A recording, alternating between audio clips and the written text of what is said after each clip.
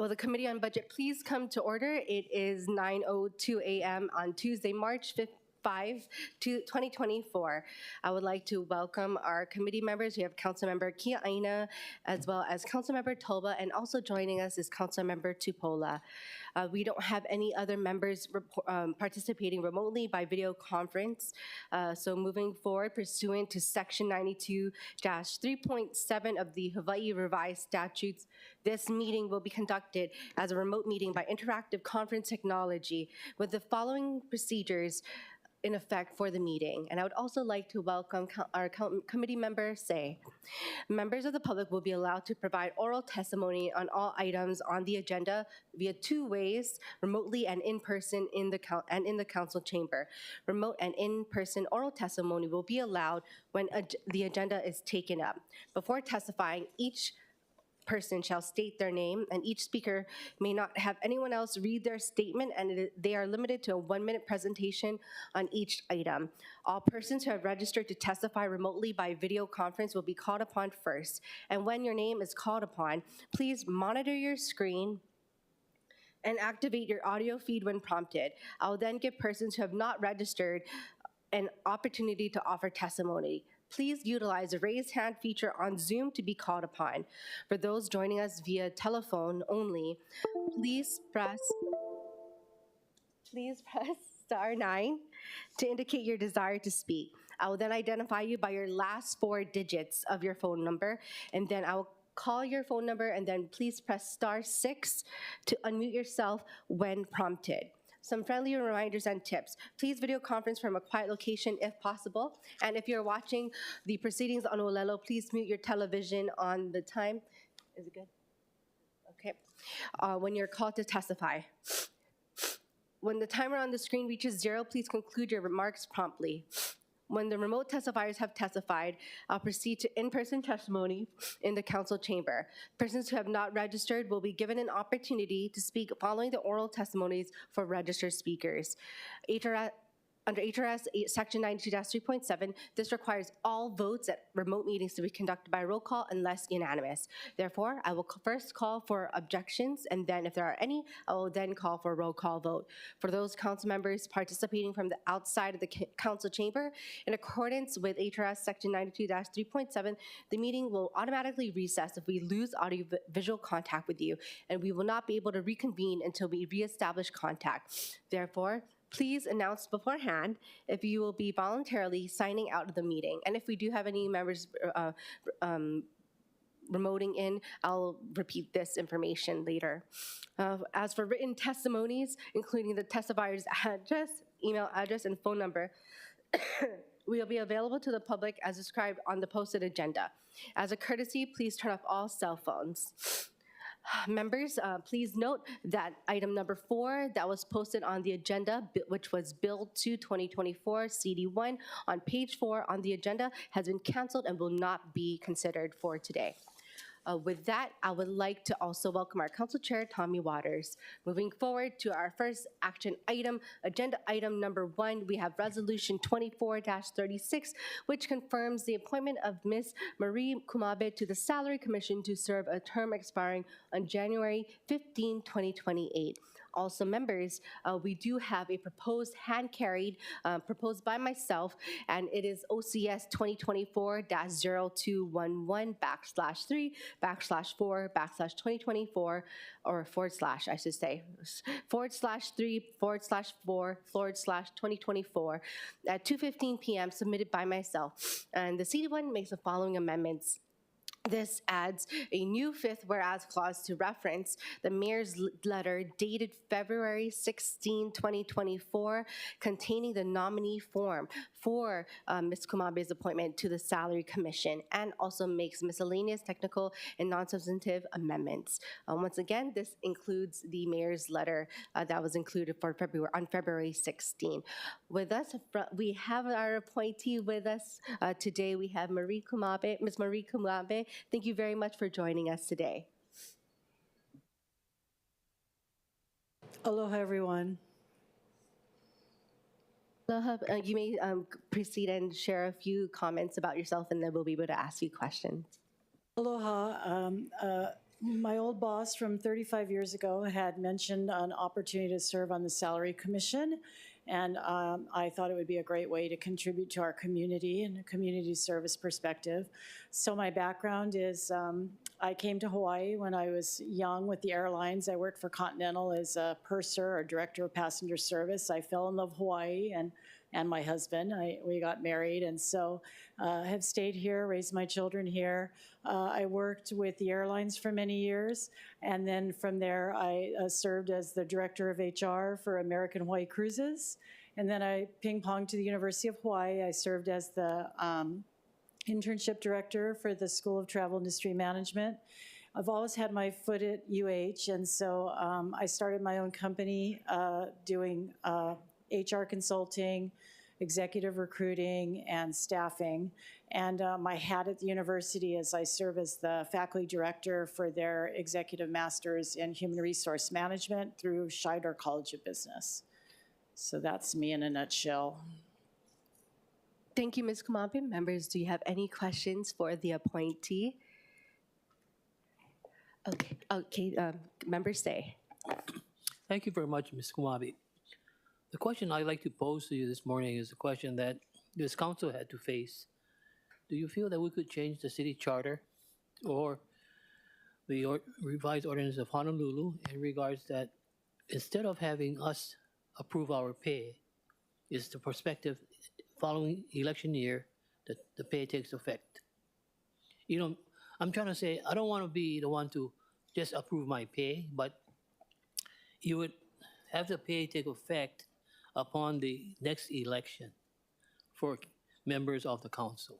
So if I'm up this year, the election comes up this year, that my pay will be based upon what was submitted by the commission. Sorry, I couldn't hear a lot sense? of that. I'm so sorry. I couldn't hear a lot of it. Okay, the question is this. This past year, we had a difficult time in voting for our own pay raise. I'm just trying to figure out a way that we don't have to vote for our own pay raise. If you get elected and you're part of the election process, that you automatically get the pay raise. That's all I'm saying, in changing the process.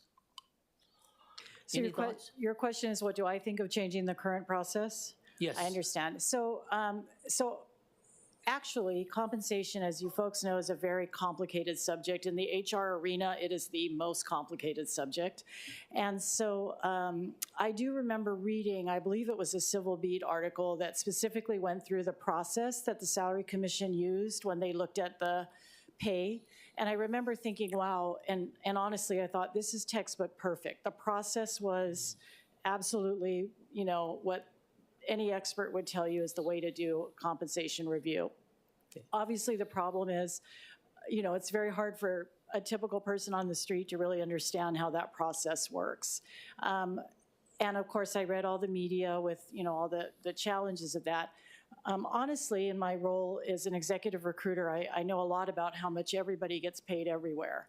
And I can honestly tell you, and I don't think this is not common knowledge, but pretty much everyone in the state of Hawaii is pretty significantly underpaid to any of their counterparts anywhere. And sometimes that's our own fault. And so I not only think that the salary process was done fairly, I think that the result of that, again, there are ways to look at things like, could you phase something in if it isn't done annually? Because obviously, when you look at, say, like a union contract, they get like a 4% raise every year, and it's not so traumatic that they got 16% in 4 years. And I think when you folks had, when they evaluated you folks' position, I believe they also looked at part-time versus full-time hours or work. And so again, I think maybe if I would say anything differently was maybe a little bit more information to the public. Although, like I said, the Civil Beat article was very clear about how they did it, about the points of the process that would be more interesting, I guess, or relevant to typical public information. I don't know if I'm answering your question. You did. Thank you very much. Thank you, members. Any other questions? Okay, Ms. Kumabe. But of course, you shared about your skill, your background in HR, and you actually clearly shared that that's how you would be able to help you serve your role and purpose on the commission. But do you have any other experience and other background that you would like to highlight that would help you on the salary commission as well?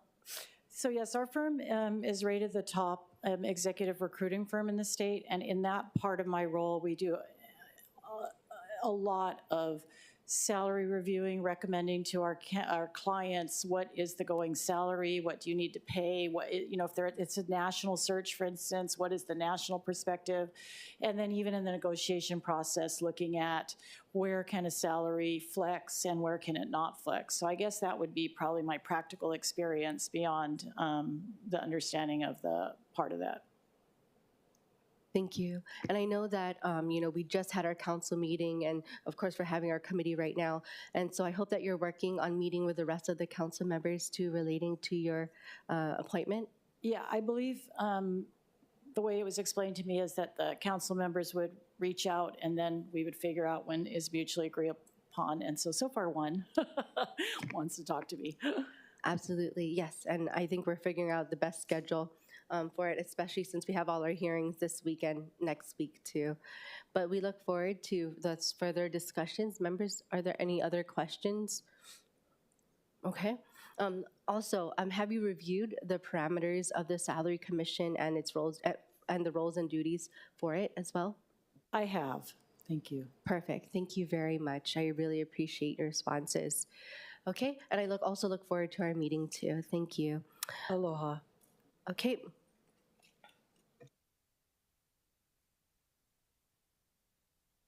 We will now proceed with remote testifiers. When I call your name or your last few digits of your number, please follow the prompts. We don't have any registered testifiers, but I do see a hand. We have Angela Young. Aloha, Chair and Vice Chair in the committee, Angela Melody Young, testifying in strong support of the nominee. I think with that passion to serve on the Salary Commission, that's going to be a really good nominee. So the Salary Commission was under heavy scrutiny when the raise went through debate. And I think the nominee's passion to serve on the board that gets a lot of heat is a great willingness to make a difference in the council and in the community. So when the commission approved the 64% raises, which was a controversial proposal, there weren't a lot of people who stood up to defend high-ranking civil servants that should get paid more. And the equity with getting raises for high-ranking civil servants will dissuade people from moving to other Thank you, roles. Angela. And then, so just... Thank you. And in support, yes. Okay, thank you. Is there anyone else online who wishes to testify? Okay, seeing none, we will now proceed with in-person testifiers in the council chamber. We don't have any registered, but is there anyone else who wishes to testify on agenda item number 1? Seeing none, seeing none, members, we are back in discussion. Any discussion for the appointment of Ms. Kumabe? All right. Members, the chair recommends that Resolution 24-36 be amended to the hand-carried CD1, which once again relates to referring to the February 16 letter of Mayor's message relating to the appointment of Ms. Marie Kumabe. Any discussion? Any objections? Any reservations? The resolution has been amended to a CD1. The chair then recommends that Resolution 24-36 CD1 be reported out for adoption. Any discussion, members? Any objections? Any reservations? Hearing none, so ordered. Okay, moving forward. To agenda item number 2, Resolution 24-29, which authorizes a transfer not to exceed $500,000 in general fund monies from the provision for grants, partnerships, and security activity in the current expenses character of expenditure to the Department of Transportation Administration activity for current expenses character of expenditure for the fiscal year 2024 to cover the City and County of Honolulu's matching contribution required by the U.S. Department of Transportation Federal Highway Administration for candidate projects in the federal fiscal years 2022 to 2025 statewide transportation improvement program. With us from the administration, we have our department director, Roger Morton. Good morning. Good morning, Chair Cordero, Vice Chair Wire. My name is Roger Morton. I'm Director of Transportation Services. This resolution is transferring $500,000 from the provision for grants so that we can match a Safe Streets for All project, and we will be starting improvements in 6 areas around Oahu for safe streets. Happy to answer any questions. Thank you, Director, and thanks for reminding me. I had to announce our Vice Chair. Welcome to the committee, Vice Chair Wire. Okay, members, are there any questions for the Director relating to the matching contribution for the FHWA for the what we call the STIP? Okay, seeing none. Members, I have questions. Relating to the matching funds, there was about $147,000 in fiscal year 2023 that was initially approved for projects. And what happened to that funding for the $147,000? Let me introduce Renee Espial, our Complete Streets Administrator, for the answer. Thank you. Good morning, Chair, members of the committee. We were not able to execute our contract in time to encumber last year's lapsing provisional account funds. We set up a master agreement, probably one of the first ones we've done in a while, for professional services to start to move out some of these preliminary engineering contracts in a more expedited manner. And unfortunately, we weren't able to get that inked by June 30th. And so the funds that we had identified to use as the first work order to start the engineering work for these sidewalk projects, therefore lapsed with last year's budget. So we came again this year, and there was actually some additional capacity within the provisional account this year than had been available last year. And there was more federal funds available this year, so we decided to increase our request to be able to take on more projects. So when you say that it wasn't encumbered, does that mean none of the projects that were appropriated for Safe Streets for All were not used for any of those projects that were prioritized and under Safe Streets for All? Correct. So no work was started with the approval from last year because the purchasing process took too long. So this would replace that $147,000 to finally get those projects started, but also augment it so we can also make more progress. Okay, understood. And also, so when you say in comparison from 147,000 to 500,000, how many more projects will that be able to cover compared to the 147,000 that was appropriated? So we have 6 project areas identified across the island, and it's about $5 million to do preliminary engineering 1 for all of those projects. So we're basically just trying to find as much money as we can and get started and chip away at that. So with this $500,000 local match, we can leverage that to get an additional $2 million in federal funds for $2.5 million total, which gets us about halfway through that initial and most significant portion of the design phase. Does that make sense? So we'll be back, and we are looking for other resources as our local match as well. As we all know, there's lots of federal money, but sometimes that local match is actually the constraint. So we're getting resourceful wherever we can. So does that mean, or does, let me rephrase. So would the department then consider the Safe Streets for All initiatives On schedule still? Behind schedule? On time? What's up? The federal process is a long, tedious process. We had asked for more money in the federal funds than we received. So I think that we are on schedule for the Safe Streets for All. It is a 5-year authorization in Congress, so we will be going back annually looking for additional funding. But right now we have $2 million of funding that we're seeking match for. Okay, so we're on schedule. We're on schedule, and I, this will be with this project, with some of our rehabilitation of roadway projects and some other projects. This will really be the first time that we're going back and putting in walkways in areas where there's just a huge priority. Usually, most of these are school areas. Some of these are kids walk on the streets now. So this is a huge change for the city to go back and start doing some of these neglected projects. Okay, thank you. Vice Chair Wire? Thank you, Chair. I was just curious, as we head into budget, in terms of the purchasing side taking too long, was that a staffing issue? Or do you know how long that took that made it lapse, I guess? Is it like 6 months, or is it a staffing issue? It's not always the purchasing people. Sometimes the department is just too late in getting the project to the department.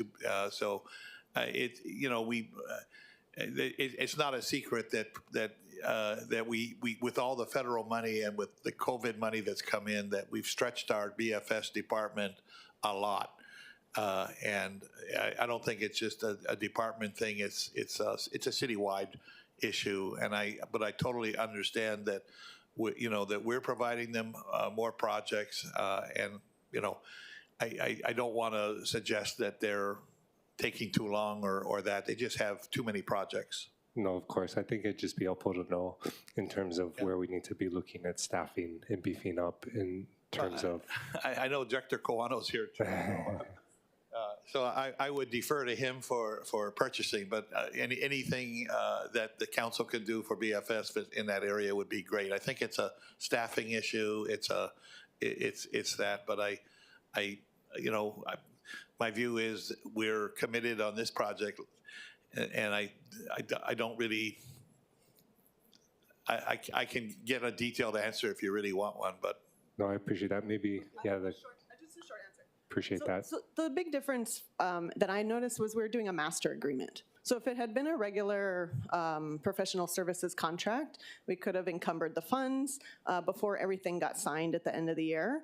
Master agreement, you have to fully execute a contract, get everybody to sign everything, and then you have to issue a delivery order off of that. And that takes an extra step or extra couple months near the end of the fiscal year that we honestly just ran out of. So I wouldn't blame purchasing at all. Maybe it was on us for getting kind of ambitious and trying to do something innovative, and we just honestly ran out of time. So I didn't mean that to come as blame to purchasing staff at all. It was just sort of doing something that is a little bit different and ultimately took more time. Yeah, and it wasn't taken as that. I think to the extent either on the fiscal side or on the purchasing side with the drafting, there's a burden on staff. We definitely want to contemplate ways to fix that or support them in increasing staffing, or if it's on DTS side as well. Yeah, and part of it too is that these federal grants, they appear with maybe a 3-month period to respond to. So we'll get a NOFA that says that there's $1 billion of funding nationwide, and you have 3 months to submit a competitive grant for it. So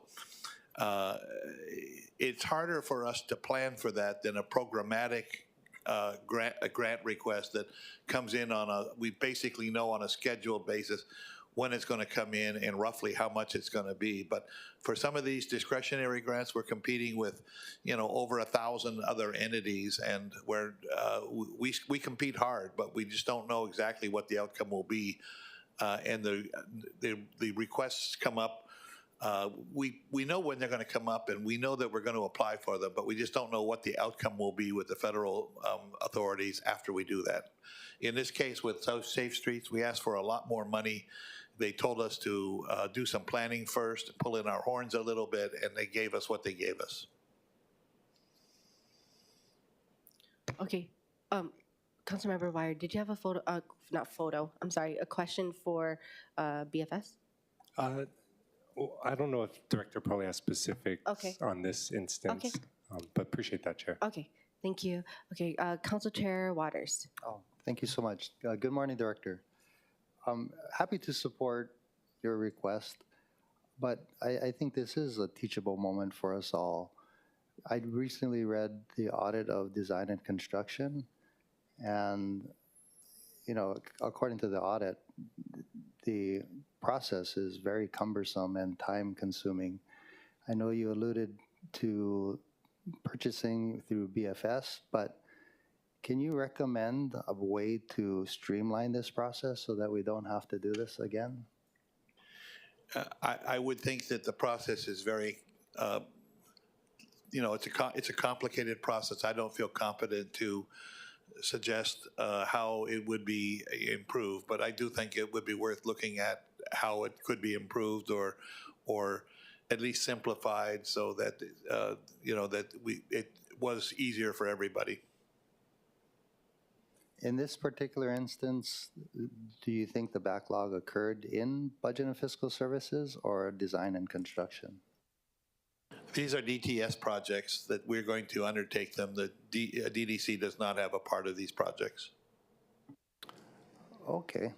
Why is that? I mean, because other departments have to go through DDC. Why doesn't DTS have to go through them? Historically, DTS will do small projects. These are walkway projects, and they don't involve drainage, or they don't involve culverts, or they don't involve things that would require a higher level of engineering. So, there's a sort of a way that DDC and DTS will work out who's going to take responsibility for these ones. We don't usually do any larger projects that would particularly require any changes to drainage other than permeable paving. We might do that, but we're not going to be putting in concrete and putting in storm drains or anything like that. So we have some engineering capacity. We have probably 12 engineers on our staff. Or at least 12 positions on our staff. So we have some capacity, and sometimes we're doing a bike path in Councilmember Wire's district. We're just finishing it up.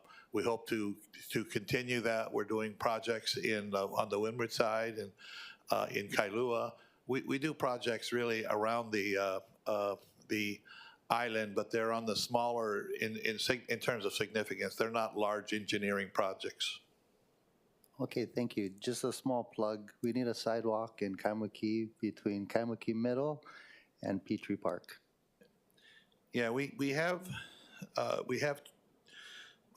project in McCully. We have a project in Date right now, and we work off of our pedestrian master plan for trying to prioritize. And then we work with each council member, as you guys know, that will come and we will offer up what we're doing. And we try to take the priorities that you have as council members that are within our pedestrian master plan to try to prioritize which ones we do.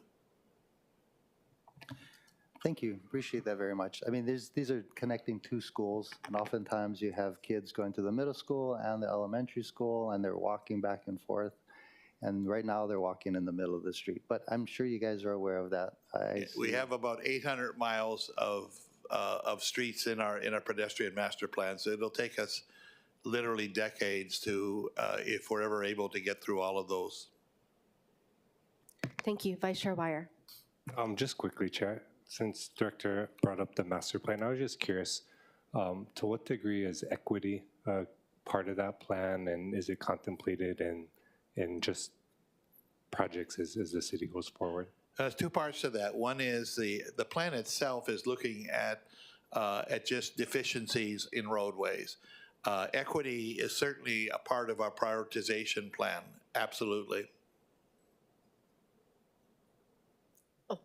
That's it? Okay, thank you. Members, any other questions? Okay, my question, my additional question is relating to, I guess, what Ms. Espial brought up relating to the master agreements, and this is different from that, right? Because this is federal funding? No? Or can you explain that again? Sure. A master agreement, let me do it in simple terms. If we had a master agreement, like the state has a master agreement for speed humps, and you guys are, if there's a desire and it's a priority, then the State Department of Transportation will have capacity to do maybe 200 speed humps a year, and they've been very good with us in giving us that. Now the alternative to that is you have a project to do a speed hump at this location, and then you have to do the engineering, you got to do the procurement, you got to do all of that. So it becomes a 2 or 3 year project after budgeting.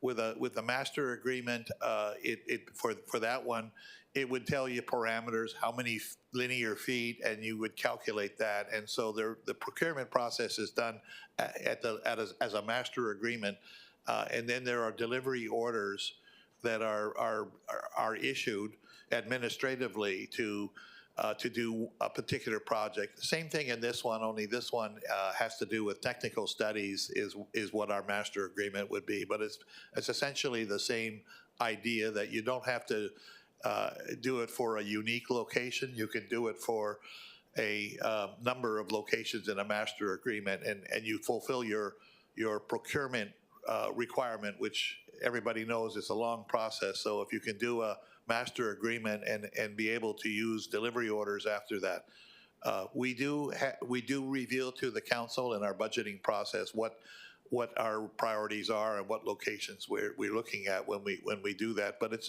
sometimes we'll run into an issue where we'll have a delay in one location because of something that we found after we started it, and then we can move up another project rather than just waiting for that one to be totally uncovered. So we're big proponents of where it makes sense to have master agreements. Thank you. Okay, members, we'll move into remote testimony, and then we'll move back into discussion after testimony. We have one registered testifier for remote. We have Angela Young. Aloha, Chair, Vice Chair of the committee, Angela Melody Young, testifying in strong support. So, in strong support of the Ka'o Ihana Lawa Lave Ohua, that was Hawaiian for Department of Transportation Services, in strong support of the request for the transfer of funds to cover the match of what is required for the city's receipt of grant funds from the U.S. Department of Transportation Federal Highway Administration. So the provision for grants, partnerships, and security activity to the DTS administration activity is necessary to cover the matching funds. And so in strong support of the transfer from the general funds to further support DTS and the engineers, technicians, planners, and staff who embrace the city's commitment to a robust multimodal transportation system where pedestrians, bicyclists, transit riders, and motorists have a full and safe access to the city's transportation infrastructure. Thank you, Angela. I don't see any other registered testifiers. Is there anyone else online who wishes to testify? Seeing none, members, we're going to in-person testifiers. We don't have any registered in-person testifiers. Is there anyone else? Is there anyone who wishes to testify in person, though? Seeing none, okay, members, we're back in discussion. Director Morton, I have a question. Thank you. I know this is relating to the Federal Highway Administration and specifically relating to the 22 to 2025 years statewide transportation improvement program, right? And with this Safe Streets or Safe Roads for All, we've seen different programs and projects with different candidate projects as well. Is this process different from any other statewide transportation improvement program projects? No, it's really done the same. What is new is the Safe Streets for All program is a new federal highways program, about a year and a half old now. Okay, understood. And so that's why, of course, and we started pursuing it from the get-go, right? Yeah, I mean, the first part is to, to put it on the tip and the STIP. And that's a requirement before we could spend any federal funding. So normally, that's about an 8-month, 9-month process, best case, to get that done. Director, can I have you repeat that again? So I just want to have you repeat that before we even pursue the Safe Streets or Safe Roads for All program, we have to put it onto the tip and the STIP, right? Or not quite. Before we spend any money, it has to be on there. But they do allow us to apply for grants when it's not on the STIP or the tip, with the understanding that we would then need to put it onto the tip and the STIP before we could process the grant any further. But for these discretionary grants, because you don't know when they're coming out or what the subject matter is, the requirement is that you are able to put it on the STIP or the tip before you actually execute the grant, but not before you apply for the funds. And Director Morton, what is the process to get projects or programs on the tip or the STIP? And once again, that takes an 8 or 9 month process, right? Yeah, it's. I think we amend the tip and the STIP twice a year in April. And anyway, twice a year we amend it. The various parts of the state and the city nominate the projects. They get held before the policy board, of which you're a member, and the policy board votes to approve changes to the tip or the STIP.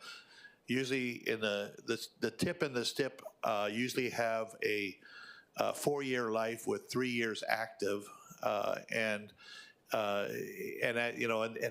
so that's a different part. Is when we have a new tip or a STIP, then that's a new one. And then the amendments, there's usually, we're probably, but before a 3-year tip is done, we're probably up to 12 or 15 amendments that occur on that. And all of those are put before the policy board, which is made up of city council members, state legislators, and myself and Director Sniffen,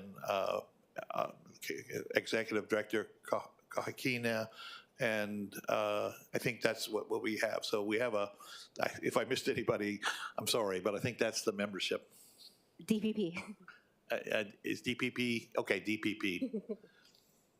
Okay, thank you. I just wanted to, I wanted to have that process highlighted. I do want to give a shout out to our colleague, Councilmember Val Okimoto, who's now the vice chair of the policy board.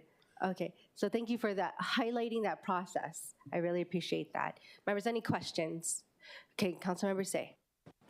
For the edification of the general public at large, or Director Martin, can you share with us what STIP and TIP are? Good question. The TIP is the Transportation Improvement Program, and that is an Oahu centered program for state and city projects. The STIP is the State Transportation Improvement Program, and what happens in the STIP is where there are TIPs, they're incorporated into the STIP. So the STIP is statewide, and the TIP is really urbanized area-wide, which in our case basically is the island. It's the county, the city and county of Honolulu. So everything in the TIP is in the STIP. Not everything in the STIP is in the TIP. So the county of Oahu gets a lion's share of both of these programs as far as funding.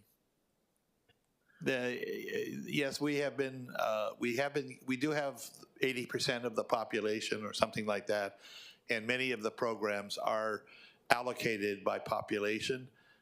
We also, about 60% of the funding is programmatic and about 40% is discretionary. I think that the state as a whole has been very successful in attracting discretionary grants.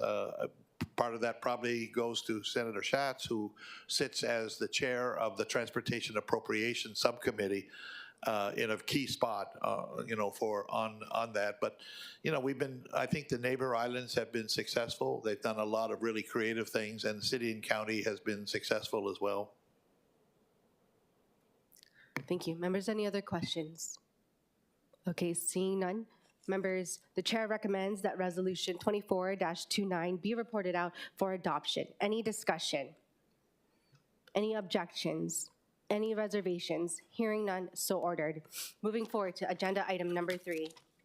We have Resolution 24-55, which authorizes a transfer not to exceed $109,000 in the Transportation Fund monies from Department of Transportation Services, Transportation Mobility Activity, in the salaries character of expenditure to the Department of Transportation Services, Transportation Mobility, Oahu Transit Services Activity, in the equipment and character of expenditure for fiscal year 2024 to cover a projected shortfall in the handy van equipment. With us from the department, we have Director Morton.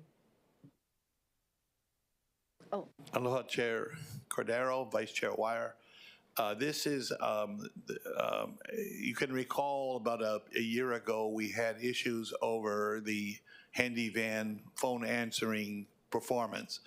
And since then, I think my colleagues at OTS have done a good job of hiring more staff and getting those performances by and large to an acceptable place. This project was kind of an outgrowth of that issue, and this project is to install a phone-based or a web-based self-scheduling portal so that the handy van users that wanted to avail themselves of this technology would be able to book the trip themselves on a computer system rather than doing it. Initially, we had thought that we would use FRF funding for this project. For a variety of reasons, where the FRF funding will be not used, and we also had we thought that the project would be in the area of $800,000. It turned out it's a little less costly than that. We had about $450,000 that was earmarked for this in the OTS budget. And this amount here is a transfer to let us get to what the current budget estimate is for that project. I think it'll be a great project for our handy van users. Happy to answer any questions. Thank you, Director. Members, are there any questions relating to this item for the Director? We have Councilmember Tolba. Thank you, Chair. Director, you're saying that this is to build a website? This is not to.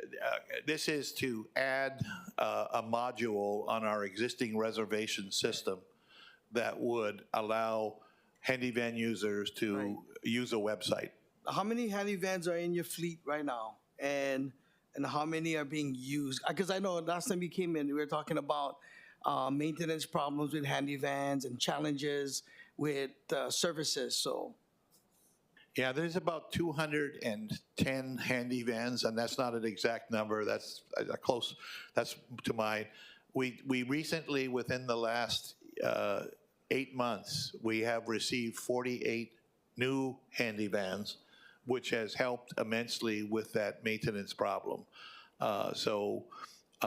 We are also awaiting delivery of 15 smaller vans that will start appearing in April.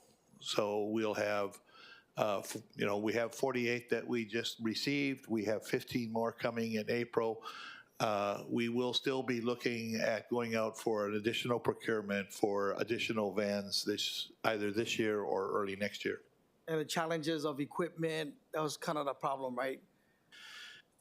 Yeah, I mean, a handy van, unlike a bus is a heavy-duty piece of equipment. Some of our buses are old enough to drink. But a handy van is a medium-duty vehicle for which, after it gets to be its expected life is about 5 years. And we have a bunch that are over 5 years still that we're running. So our intention will be to get our fleet so that our handy vans are no more than 6 or 7 years old when we retire them. Otherwise, what happens is the maintenance costs just become unsustainable for these vehicles. Okay, thank you, Director. Thank you. Members, any other questions? Okay, I have a few questions, Director.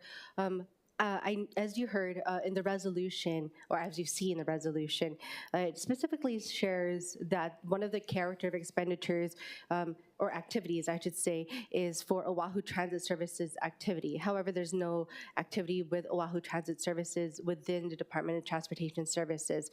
So we're just actually moving within the transportation mobility between salaries to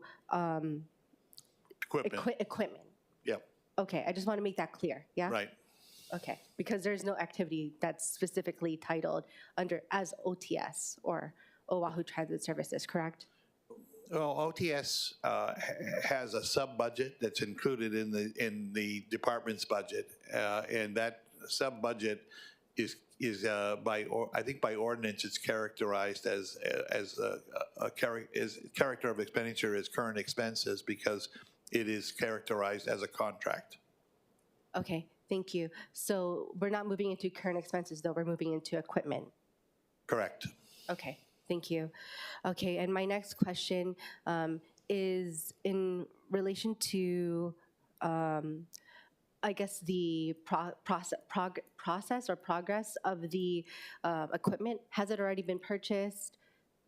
No, but a lot of preliminary changes have been made. One of them, the handy van software itself is a pretty complex piece of software to schedule all the trips and keep track of eligibility, users, history, all of those kind of things. And that system was recently upgraded from a 2019 version of that software to a 2023 version, which was required before this new module could be added. In other words, you had to have the most up-to-date software in order to do that. And we've gone through that process, and that's been successfully implemented now. So now the effort to get this done, once we have this, once we can issue a purchase order, the effort is we know how we can do it, and it's basically a training effort. I think the issue for us will be how many of our handy van users will actually feel comfortable in using software and to do it. And I don't expect everybody will do that. Mm-hmm. I'll be really happy if 25-30% of our handy van users would do that, because that would take the load off of a call center, which has something in the order of 24, 25 FTEs in the call center. Mm-hmm. So it's not a inexpensive process to handle it with call center folks as well. Yeah, and I visited and seen them, and they're all amazing. But I was wondering, is this going to be the full purchase with this 109,000 transfer, or will you need more transfers to complete the purchase? No, as I said, there was about 450,000 that was included in the existing budget. Mm-hmm. It just was not enough for the full module, and what we're asking for is to top off the amount of funding that we already had. This is great. Okay, good to know. And something that comes up, and I know they're not here today, but that DIT keeps coming up with is we keep doing those transfers, major transfers for DIT. But does this bring us up to speed? Unlike for DIT, who only gets us a little bit up to speed. OTS uses 3 or 4 different proprietary computer systems. They are up to speed on this, what's called the PASS program, which is the Paratransit Reservation and Scheduling Project program. Okay, perfect, because I know that for the rest of the city, and I know OTS is a contractor, but we're way behind in all of our processing systems, our softwares, even just our Microsoft. So as long as OTS is good, then, I think I'm happy about that. Okay. All right, I digress. That was like a little tangent there. Okay, members, any other questions relating to OTS, not DIT? Okay, all right. Members, we're going into testimony. We don't have any remote testifiers, and I don't see any testifiers. We will now proceed to in-person testifiers. We don't have any registered testifiers, but I don't see any. Okay. And I don't see any in-person testifiers as well. But I do see, going back to remote testifiers, we have Angela Young. Aloha, Chair, Vice Chair, and the committee. Angela Melody Young, testifying in strong support of the transfer, I think this is the correct terminology, of expenditure character, which does not exceed $109,000 in transportation funds. This is to further support transit services activity required to cover a projected shortfall for the handy van equipment. The handy van is a demand response operation service for the entire island for riders who meet the complimentary para transit service eligibility requirements of the Americans with Disabilities Act. Handy van riders are picked up and dropped off at destinations. This branch also oversees the city's Human Services Transportation Coordination Program, which supports transit-related activities addressing the needs of senior citizens, low-income households, and persons with disabilities. We got to support the handy van. The handy van operates when there is rain or when there is sunshine. So, we want a rainy day fun for the DTS activity. Thank you, Angela. I agree. Got to support the handy van. Okay. Okay. Is there anyone else who wishes to testify?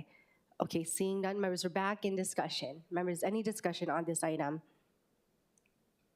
Okay, the chair recommends that resolution 24-55 be reported out for adoption. Any discussion? Any objections? Any reservations? Hearing none, so ordered.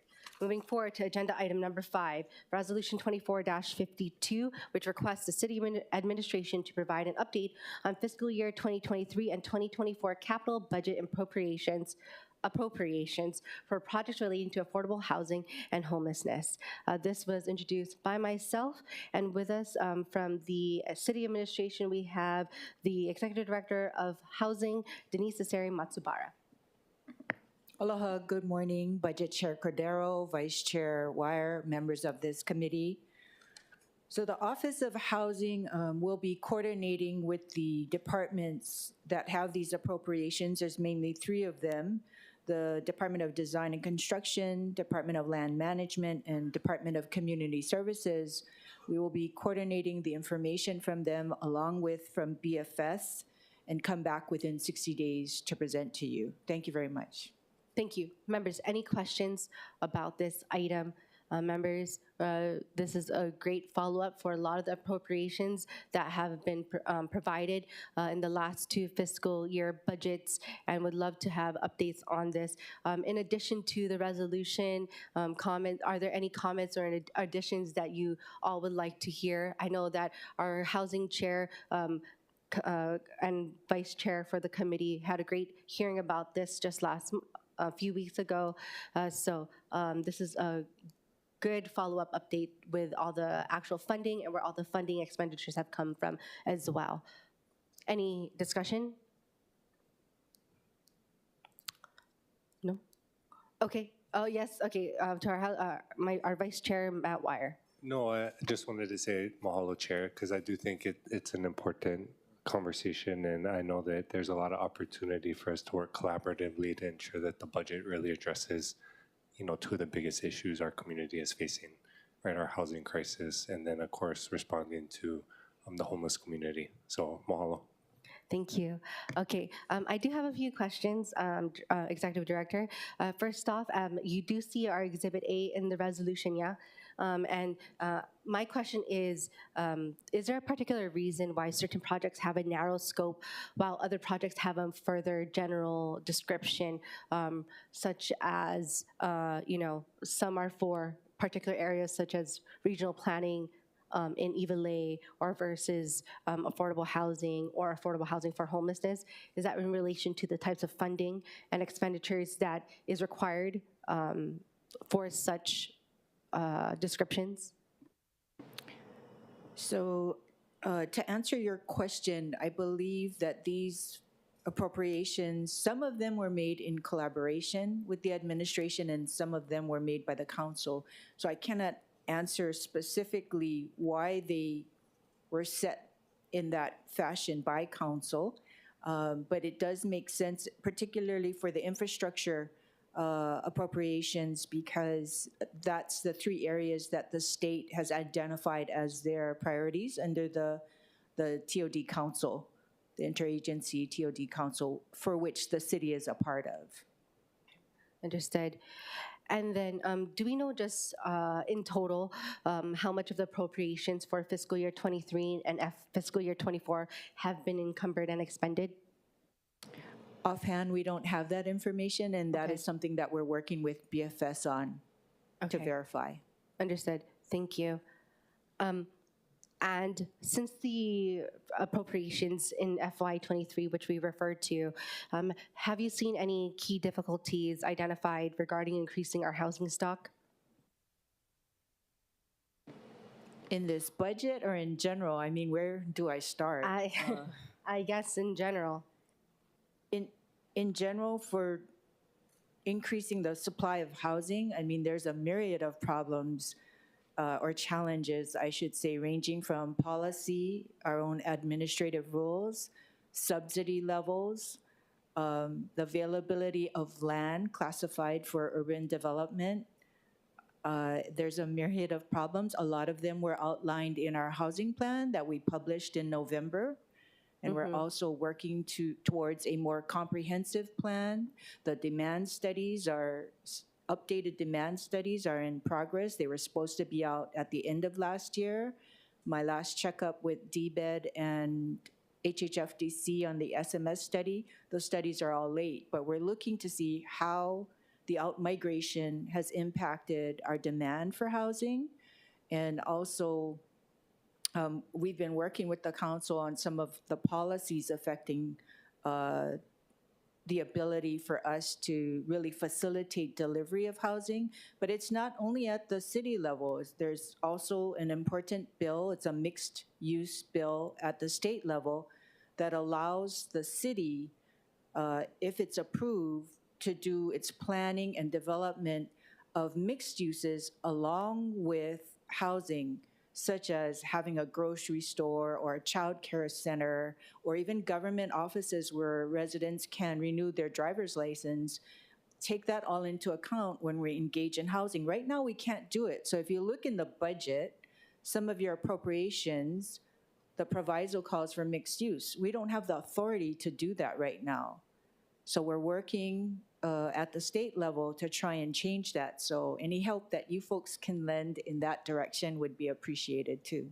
Okay, did you want to make a plug for the House bill or the Senate bill number? Sure. Senate Bill 2337, House Bill 1988, and House Bill 1808. Those are the three moving mixed-use bills. Okay, thank you. So you're saying that when we do our when we're making those provisos and we're calling for mixed use, you're saying that we're not even allowed to do that? Well, we statutorily, in Chapter 46, I think it's point 15-1, I don't believe we have the authority, and that's what we're trying to change. All the counties don't have the authority right now. Thank you for repeating that message for us. It's noted. Okay, thank you. Okay, You're members, welcome. are there any other questions? Okay, we'll head to testimony. We have Angela Young. Oh, whoops. I'm not trying to testify for this. Yeah. Okay, is there anyone else online who wishes to testify? Okay, seeing none, is there anyone in person who wishes to testify? We don't have any registered in-person testifiers. Okay, seeing none, members, we're back in discussion. Okay, Councilmember Say. Yeah, so at this point, Ms. Matsubara, let's start off with fiscal year 23. Of the total dollar amount has the 17.8 million been encumbered on the graph? So to answer your question, council members say we need time to work to gather that information from BFS. Okay, BFS would have Thank the you. information. No, because if I was to, how would you say, it? Go back and read all of the articles in the newspaper about all these city projects that were acquired or approved, wouldn't that be reflected already for 23 now? We're in fiscal year 24. So I would have thought that we would have some compilation of data to show how much has been encumbered as far as some of these program areas. That's all I'm saying. Thank you. So the only property I can recall offhand in fiscal year 23 would have been Kihapai, but we're still waiting for official reports from BFS. And the other big acquisition was, I think, the year prior, which is Waikiki Vista, and that was made through ARPA funds, and this resol excludes ARPA and CDBG funds. Okay. Because I believe separate reports were already published on that and tendered. Okay, got it. And it's, for example, now our Doe Cannery. Would that be reflected in fiscal year 24? So that's going to be in fiscal year 24. Okay, thank you. Okay, Committee Vice Chair Wire. Thank you, Chair. I just had a quick question, because I know you mentioned some of the legislation that's pending. I was just curious, has there been any testimony in opposition to any of this, the bills that the city's proposing or trying to move along, or has there been consensus in the community that it's necessary? I can't think of any offhand. I think in general, there has been support, but I think it is a challenge sometimes for the state to agree to giving up that authority and extending it to the county, but we're confident and we're hopeful that they will see and realize the benefits of having the counties have this authority so we can contribute better to the housing inventory and create real communities where these affordable communities have access to transit, access to these mixed uses. Okay, appreciate that. Sounds like a no-brainer in my mind, so appreciate We've the been work. spending a lot of time at the Capitol to try and push for this. Yes. Okay, mahalo for your work on that. Thank you, Chair. Thank you. Council Vice Chair Ki'aina. Thank you, Director. I look forward to meeting with you. I know we were unable to as this resolution moves forward. Can you clarify whether CDBG funds are excluded from this update? I believe in the resolution it excludes ARPA and CDBG because I believe there were separate reports. Separate reports meaning, you mean the 30-year action plan? I'm sorry. I guess I would like it to be reconsidered because I'm going to make my comments on the 30th year action plan, which I'm not pleased with. And in fact, I feel that that there is room for you to consider housing activities within the CDBG program. And so I guess Chair, maybe we can be, maybe I can talk to you and her separately to find out whether or not that might be possible. Because I do know that they're going to report on it and almost nothing is housing related, unacceptable. And so I guess I'm trying to say that as you're giving this update, maybe we should consider it. Anyway, that's all. I'll talk to you soon. I'm open. Okay, I'm open to also including that in the resolution, but let's see here. I can move forward with a FD as well with that. Thank you. Members, any discussion? We're still in discussion.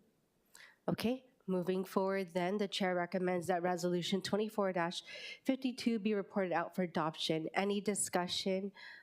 Thank you all for thank you for Ms. Misari Matsubara's updates, and we look forward to the report as well. Any objections, any reservations? Hearing none, so ordered. Okay, moving forward to agenda item number 6. It is Resolution 24-50, which initiates amendments to the revised charter of the City and County of Honolulu, 1973, amended 2017 edition, as amended, relating to the establishment of the Department of Ocean Safety.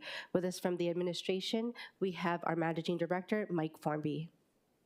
Good morning, Budget Chair Cordero, Vice Chair Wire, Council members, Mike Formby, Managing Director. So I provided written testimony to full council indicating that in the State of the City in 2023, Mayor stood up a task force, and they've met 11 times, to study the issue of separating ocean safety from EMS and having a standalone department. And that task force meets the final time, I believe, this Friday, March 8th, and the mayor and I are both appearing before the task force to receive a recommendation or recommendations from the task force. And we have purposefully stayed agnostic on the reso up to this point because we didn't want to preempt the findings of the task force. But I will say this, that the mayor would not have asked the question if he couldn't stand the answer. So we look forward to hearing from the task force. We have seen over 3 years disadvantages of ocean safety as a first responder being a division within a department. We've seen disadvantages associated with that. And I think it goes way back before this administration. I think it's a long-standing challenge that they have as a division versus a department when it comes to budgeting, when it comes to prioritization of issues, many different levels, personnel.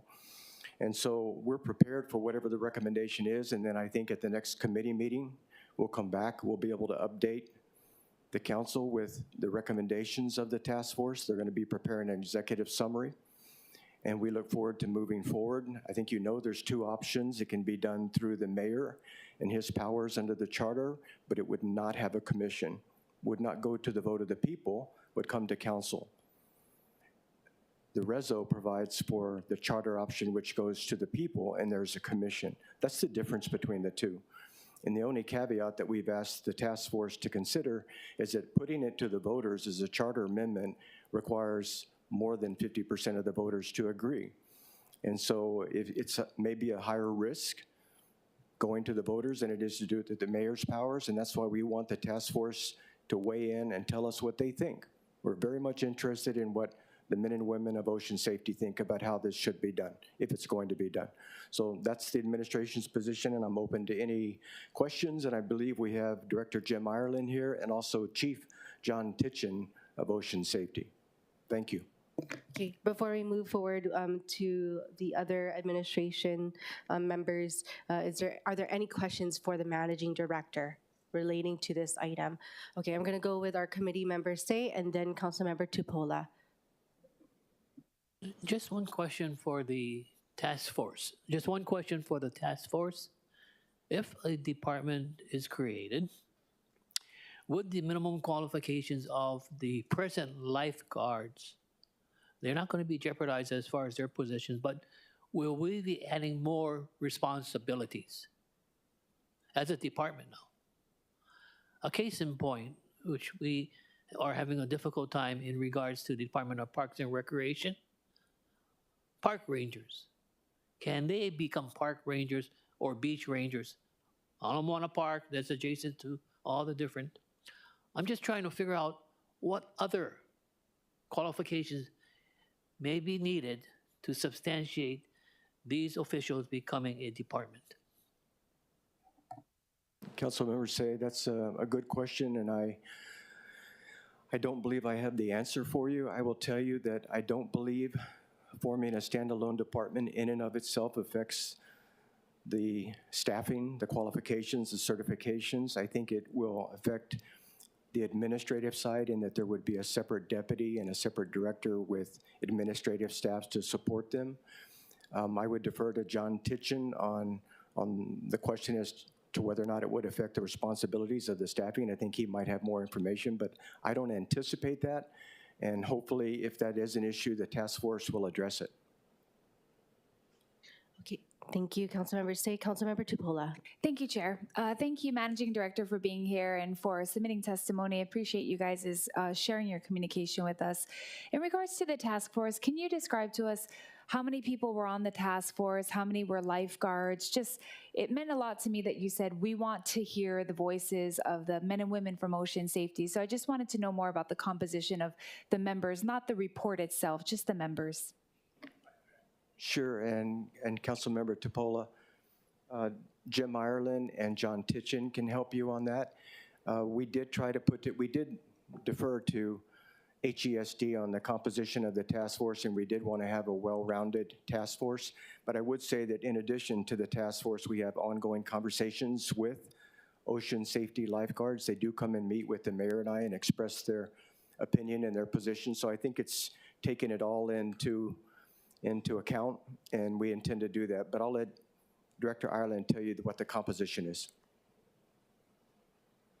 Chair, council members, so what we did a year ago, and I haven't sat on any of the meetings as well on purpose to receive the report with the mayor and the managing director, and my hope was more like to empower the commission to go in with the thought that we were going to do this and to tell us how and what laws were impacted and what it would cost and what the personnel needs would be.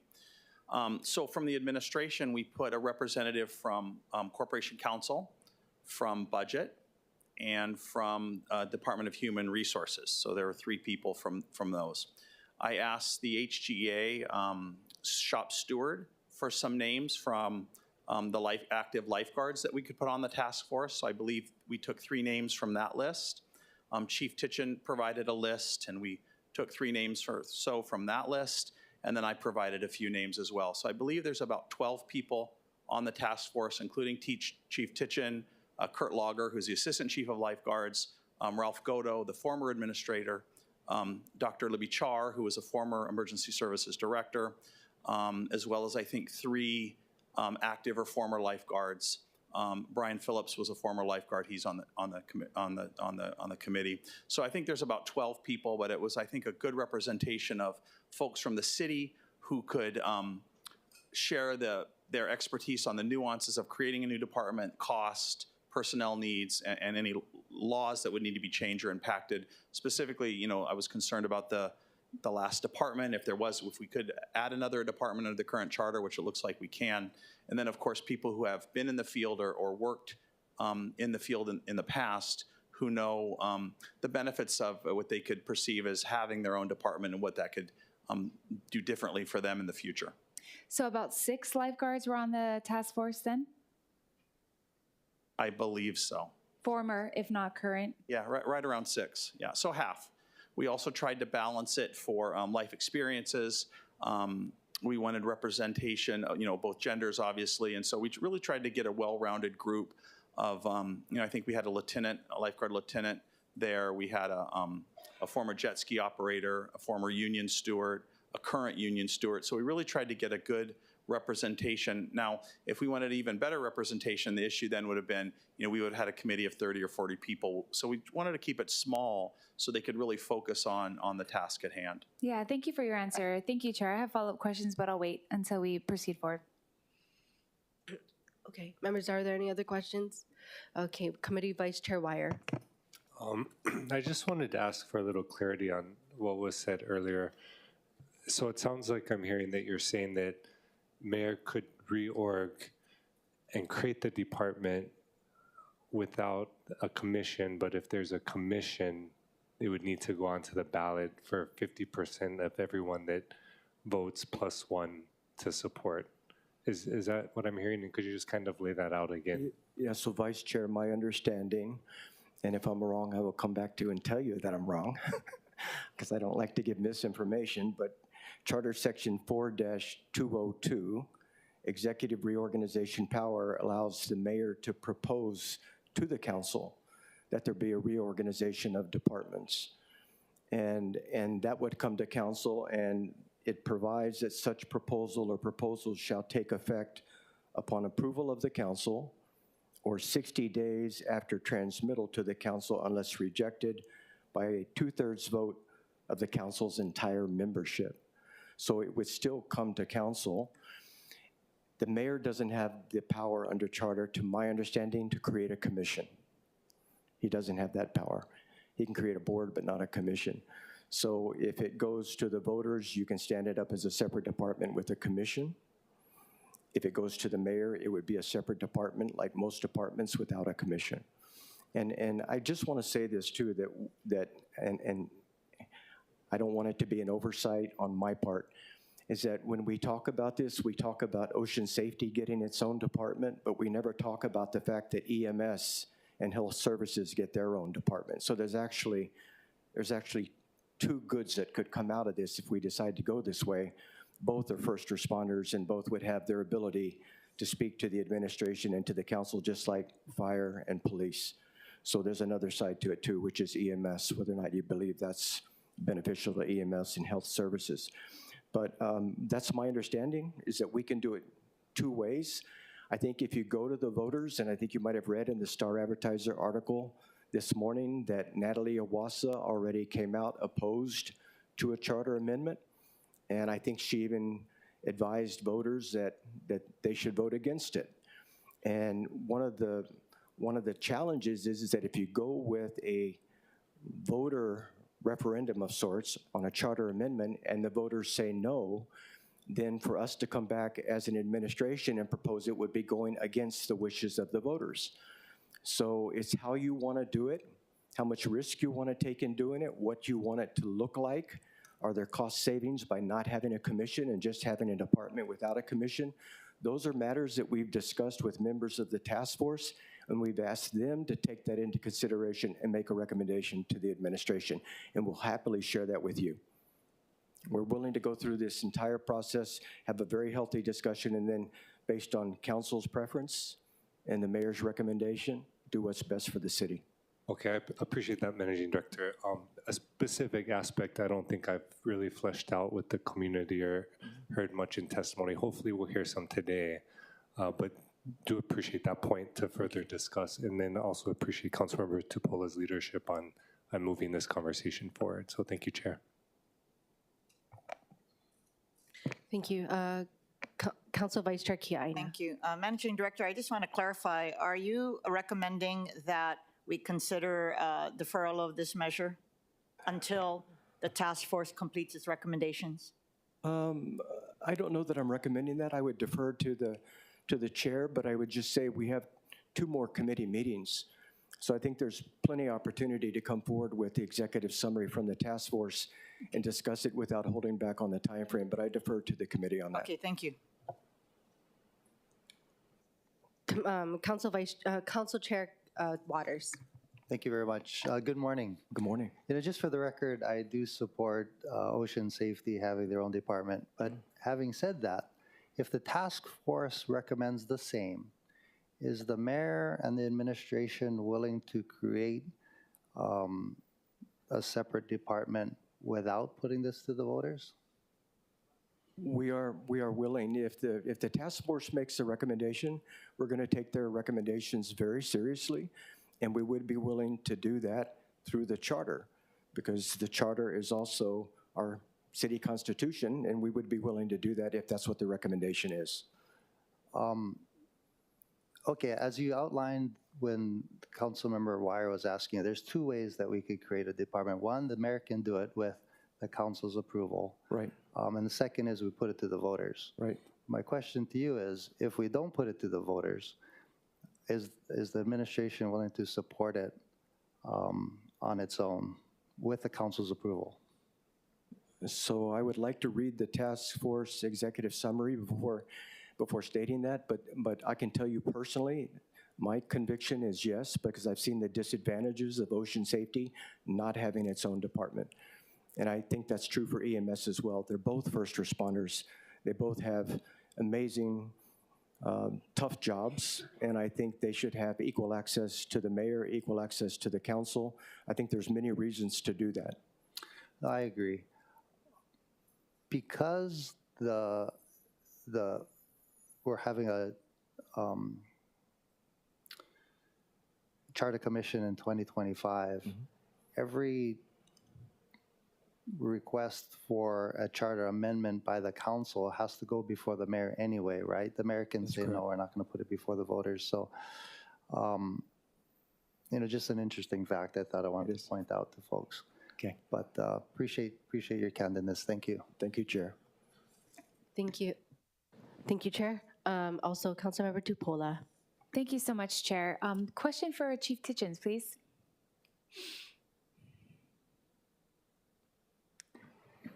Good morning, Chair, Vice Chair, Council members. I'm John Titchen, the Chief of Ocean Safety. Aloha, Chief. Thank you for being here with us. Aloha, Council member. My question is kind of, and some might come out now that we know that DHR was part of the task force and such, but in rough, not from the report, in rough, what would it cost for OSD to be their own department? Would you guys just operate on your current budget? Would you need more? So that fiscally we can kind of wrap our heads around, because either way, whether the mayor does it or we do it, what does that look like for us? Go ahead. Thank you for the question, Councilmember. I think I would be remiss again, and I said this at the first hearing, in speaking specifically about the task force results or recommendations, and we certainly appreciate the support of the managing director here. This has been a fascinating dialogue, and I'm sure many of our employees are as fascinated as I am. So I think it would be good if I did not speak specifically to findings that the task force will present this week to the mayor and managing director. However, we've been here before, and so the administration was asked in 2021 and then again in 2023 by the state legislature, and I did provide information to the administration at that time, which I'm sure was transferred to the LRB at the state legislature. And I've also spoken publicly with our partners who asked the very same question when we have large ocean safety gatherings within the state.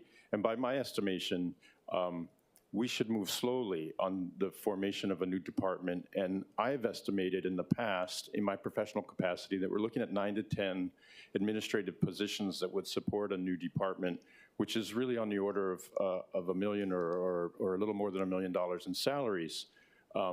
With respect to the operational budget of the division, we're at roughly $24 million. We stand to look pretty good for the next fiscal year, not to get ahead of ourselves, given that this is the budget season. So we do appreciate the support of Mayor Blangiardi and the managing director in that regard. So in order to successfully move forward as a new department, I've estimated, again, those staff positions. And those are, an administrative services officer, personnel clerk, a PIO, IT, safety officer, all the things that you could think of with respect to a department. And reading the resolution and understanding what your staff has done here in marrying up the language with the existing chapters for the fire department and police department, that seems to make sense to me and I think to our workforce. Yeah, thank you. I asked that question because when former Councilmember Tsuneyoshi introduced this, we did talk heavily through what that would cost, what it would look like, and even at the legislature. So I just wanted to know if those numbers had stayed or changed. So roughly 9 to 10 positions, around $1 million. And in the Star Advertiser article, they did cover that you guys' operating budget is about 24. My last follow-up question, and then I'll let others ask questions, is with this commission, and the reason why I put it like that is because I do think the step forward, right, from you guys from parks to you guys with EMS to maybe you guys on your own, is if it really is a first responder department, it should have a commission. The reason why is because our accountability to the public is high for situations like this, saving lives, rescuing people. This is the kind of thing that people want to see oversight on, and so that's why I thought it should mirror this. So my question is, how do you think removing your responsibilities from EMS will help your division, if any, and how would a commission help? Thank you, Council Member. And again, I don't want to get too far ahead of any recommendations the task force might recommend. So these are mine in my professional capacity and having worked with this administration already.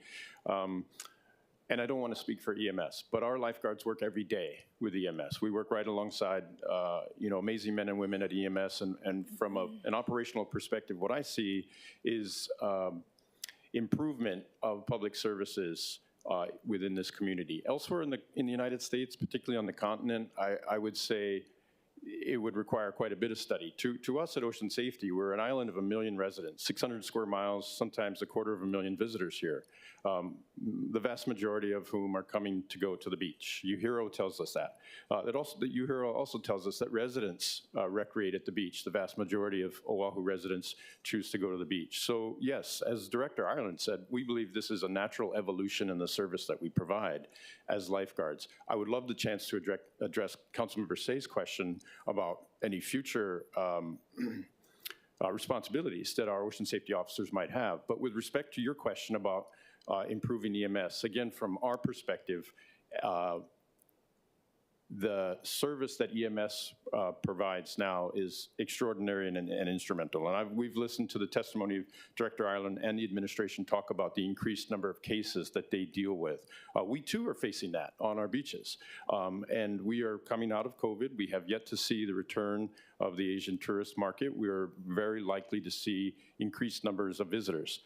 So I believe that streamlining of these two services provides ample opportunity for each to get better. For example, on the ocean safety side, there are many things that we should and could be doing with the visitor industry that I would like to explore. Now, with respect to EMS, again, I defer to Director Ireland on speaking to those specifics, but what we see from a first responder perspective is that we really need to be watching the water. We're taking people out of harm's way and transferring them to higher care, and those are our EMTs and paramedics. We do have some EMT training at Ocean Safety. I'm very proud that we have worked closely and collaborated with KCC on a program 2 years running now, and so many of our lifeguards are going through that program. That's how I see an improvement. To answer lastly the question about the commission, it is my perspective that yes, you're right on oversight, and what we see at fire and police, I'm sure they're flawed systems. I'm sure that there are many issues with commissions, but it gives the community ample opportunity to prioritize what this service should look like. And I think that might be a segue, if you don't mind, if I could answer Councilmember Say's question in terms of taking on more authorities and responsibilities. I think the future looks bright if that's the question for the community, if that's the issue for the community. If the community decides that more should be done or could be done by ocean safety officers, who are we to stop the community? But remember that they are represented members. We're talking about changing their work conditions possibly, and all of that is a process, a very, very methodical, thoughtful process with the union and the workers. Thank you, Chair. Thank you. Member Say? For Director Ireland or the managing director, would it not have been possible to have put on our legislative watchdog? I'm sorry? Who's our legislative watchdog for the city council and for the city administration? Our legislative watchdog, our auditor's office. One member from auditor's office should have been on the task force to question. I'm just saying, we missed the boat in regards to our legislative auditor to being part of the task force as far as being the watchdog for the city and county of Honolulu, the operations of a new department, etc. That's a vacuum right there that the task force has not looked at. Number two, department, is it 4 years ago now that this administration came before this council requesting a new department, a Department of Housing. It's not that easy to create a department. And I think for the council, maybe I felt I didn't fulfill my responsibility. Maybe we should have asked OCS to do a study in the creation of a Department of Ocean Safety. Just with one task force recommendation, we have to make a hard decision. Okay. Thank you.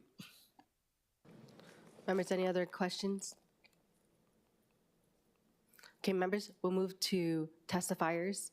Members, we're going to remote testifiers first. I'm going to read the list of testifiers that we have.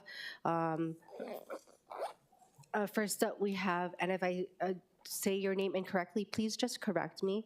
First up, we'll have Drew Lamore, followed by Raquel Achu, followed by James Foti. Okay. Is Drew Lamore online? Chair, testifier is not logged on. Okay, moving on, we have Raquel Achu, followed by James Fati, followed by Bruce Lum. Hi, good morning. Can you hear me? Loud and clear. Thank you so much. Good morning, Chair, Vice Chair, and Committee. I appreciate your time and addressing this very critical issue. I did submit written testimony of which I will stand by, but I would like to add additional comment based on comments this morning. To Managing Director's point, yes, there's a huge disadvantage of a division within a department. And we've seen that. It's very active. This conversation has been happening for years. If it was able to be done without it going to charter amendment, city charter, why haven't we done it? Why haven't we had a task force in the past? This is critical for our ocean safety department to be able to operate in a very efficient and effective manner. Our community is very strong for it. And ocean safety is a public safety issue. It is worth the investment and it justifies that expense. Obviously, not frivolously, but justifiable. I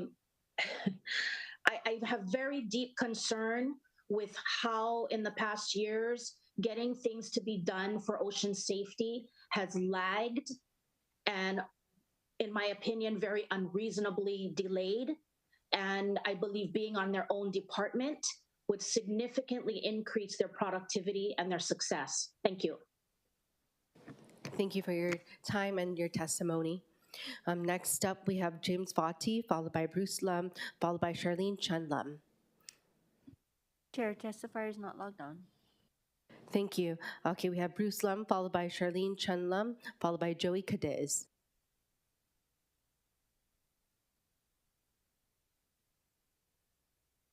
Bruce Lum.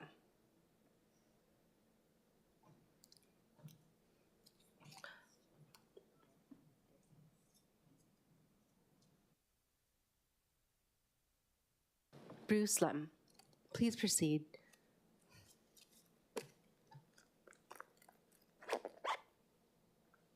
Chair, testifier is not responding. Can you please unmute yourself? Yes, I did. Thank you. Sorry. Okay, I have please to step proceed. away just for a second. Aloha kako, Chair Cordero, Vice Chair Ware, and the honorable committee members Kiana, Say, Tuba, and I might add Tupola, and Council Chair Waters, and MD Formby.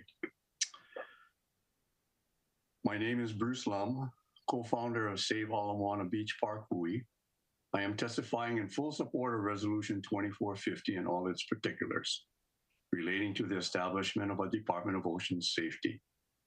We, people of the People's Park, Ala Moana Regional Park, are beneficiaries of the outstanding services provided by ocean safety staff. We are regular and frequent users of the world-class 1,400 plus meter swim channel, beach, reef, and surf breaks that make up the Ala Moana entryway to the ocean. We swim, surf, fish, paddle, walk, wade, play, picnic, and jog in full confidence that ocean safety has our backs. The ocean safety lifeguards and staff have our safety as their top of mind priority. Every minute they are on duty at AMRP. The peace of mind that we enjoy at AMRP's beach and ocean is priceless. And much of that blessing we owe to the excellent service ocean safety delivers on a daily basis. Please pass Resolution 2450. We, the people of the People's Park, will be eternally grateful for your help in establishing a Department of Ocean Safety that can have all of our backs secured county-wide. Thank Mahalo. you. Charlene Chun Lum, followed by Joey Cadiz, followed by Brian Phillips. Chair, testifier is not logged on. Okay, Joey Cadiz, followed by Brian Phillips.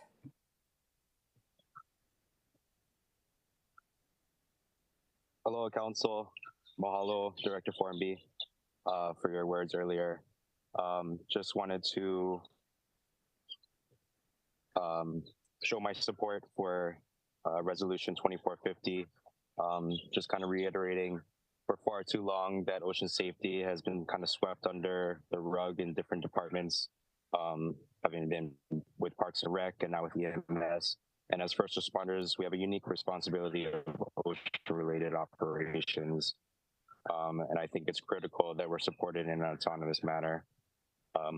We're a growing agency that probably has the most public contacts in comparison to any other first responder department.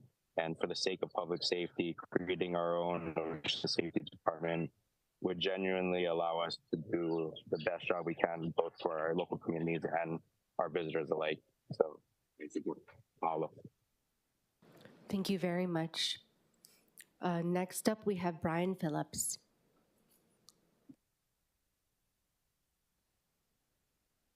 Aloha, Chair, and mahalo, Council, for the opportunity to support.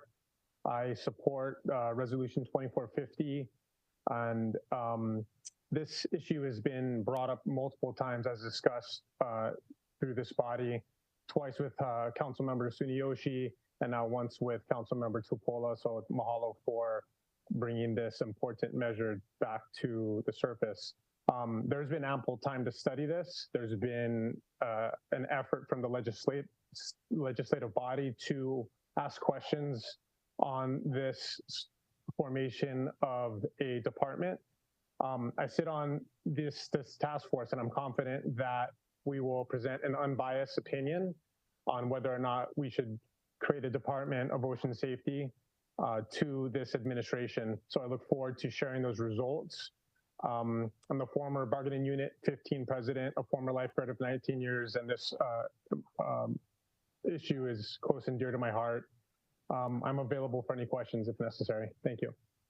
Thank you very much.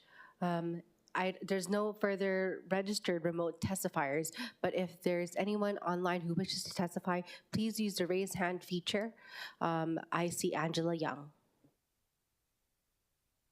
Aloha, Angela Melody Young on behalf of Kapalama Neighborhood Security Walk in strong support. So I'm supporting for the following reasons.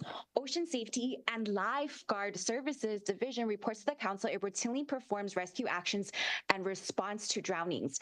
The lifeguard program is busy. There is support from the state. Senate Bill 3259 from this year is reviving a Legal Protection Act from Act 170 from 2002, which provided limited liability protection for the lifeguard program providing services at state beach parks.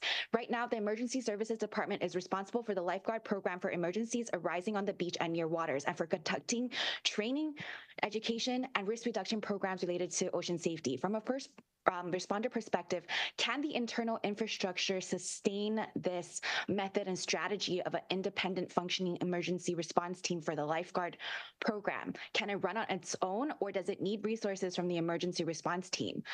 For example, crisis outreach response engagement is compatible with the paramedic ambulance. It cross-collaborates, and it should be within one branch of the emergency services because there are similar programs. When they get dispatched, they both get dispatched from the 911 hotline, but you don't call 911 to dispatch ocean safety lifeguards. So what is the internal processes and emergency procedures like for ocean lifeguard program? That should be studied. Thank you very much. I would like to call up Brian Phillips back up onto the testifiers, I guess, podium here, virtual podium. Councilmember Tupola has a question for you. Aloha, Mr. Phillips, are you still there?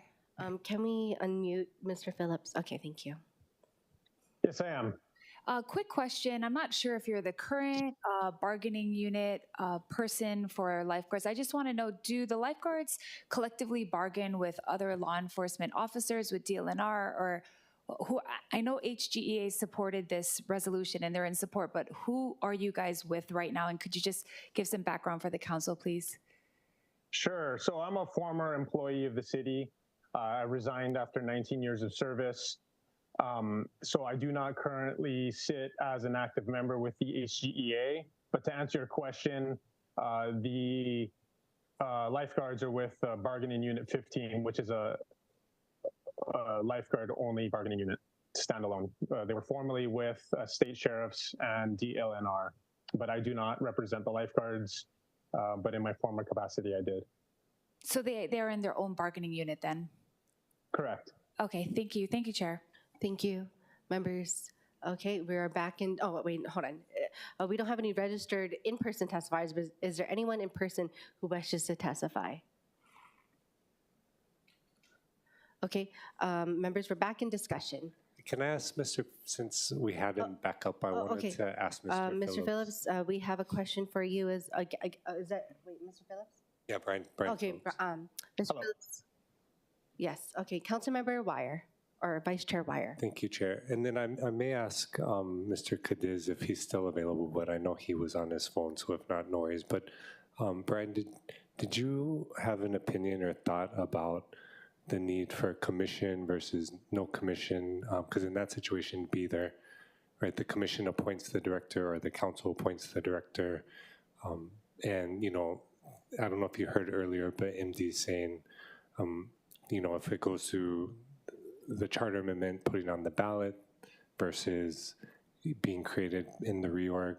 And I only ask because I think we can keep the charter amendment moving, but I just wanted a little bit more insight from you folks, if you have. Sure, thank you for the question. I do not speak on behalf of the lifeguards that are working the beaches, but I do believe a commission would best serve ocean safety, in my opinion. It provides greater transparency.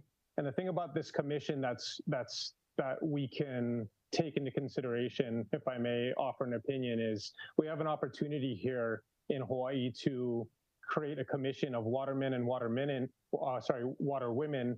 who have a vested interest in the ocean, who actively use our oceans. It's just, we can set the precedence here by creating a commission that is with active members who are have a vested interest in the ocean and also vested interest in our lifeguarding services. We renowned lifeguarding techniques by the invent of the jet ski and other techniques used in Hawaii and also adopted in the world. So our lifeguards are the best in the world, in my opinion. But to answer your question about the commission, I do feel a commission would best serve this group of lifesavers. Okay, thank you for that insight. Thank you. And then we have a request for Mr. Joey Cadiz. Okay, Committee Vice Chair Wire. And same question, I don't know if you have any insight and if you heard the last point of discussion, but the question was just the difference between having a commission and putting it on the ballot versus just having the city reorg and create the department without having to go onto the ballot. And of course, under that circumstance, it'd be a director appointed by the council, or rather appointed by mayor, but confirmed by the council. In the latter, it'd be a director appointed or chosen by a commission, is my understanding. And any thoughts you have on that are welcome. Similar to Brian, I would like to acknowledge that I do see a commission being more public and community-based, because we do have a wealth of knowledge out there with people, both watermen and waterwomen with experience with our lifeguards and ocean safety in itself. However, I will say that if there was a single appointed director through the mayor and approved through the council, it would really depend on that person as a director on how transparent and honest they would be. I would say I would like to support someone like that. Mahalo. Mahalo, Chair. Thank you very much. Members, any discussion? Members, just as Managing Director mentioned, this isn't the first committee that we have out of a few that we will have that is necessary for this resolution, I should say. And so I am keen in moving this forward to public hearing. And so I would like to offer that, let everyone know that before I open it up for further discussion. Okay, hold on, let me see. Okay, Councilmember Tupola. Thanks so much, Chair, and thanks for sharing your thoughts. Just some background, and a few of us have worked with charter amendments. I know Councilmember Kaina did one with the composition of DPP and having qualifications And then we had 4 2 years ago on the ballot. And of the 4, 3 of the 4 passed. And the only one that didn't pass was the one that talked about taxes, because it was unclear to people if they were going to be taxed more. Even though it wasn't, that one failed. But the 3 others passed, which was qualifications for DPP, whether or not Clean Water Natural Land should use their monies for maintenance, and whether or not OCS should be part of our charter. So I do understand the risk we run in putting it on the charter, but I think that for the community to weigh in and to be able to have a component of oversight for a first responder department is super necessary. I will say that in hearing all of the lawsuits that we go through, the complaints, that transparency for our first responders is really important, and I think provides that access to the community, and at the same time, that level of accountability, of which we know the lifeguards are accountable. So they'd be stepping into a whole new realm by doing that. So I do appreciate all the conversation and the support today. We had 79 testimonies in support, and thank HGEA as well for submitting this. I think the progression of OSD has been apparent, and I thank the administration for their support as well as the task force. Thank you, Chair. Thank you. Members, any discussion? Okay, I'm gonna go with Member Say, and then Council Chair Waters. Thank you very much, Madam Chair. I'm just in support of your motion to pass this particular measure out. But the question that I'm posing this morning, I truly believe when we have the next hearing should be answered. A case in point, like this council has gone through many hearings in regards to enforcement of what? Our beaches. I'm just asking myself, will the future lifeguards be park patrol officers in addressing the illegal commercial activities that are happening on our beaches also? They are there.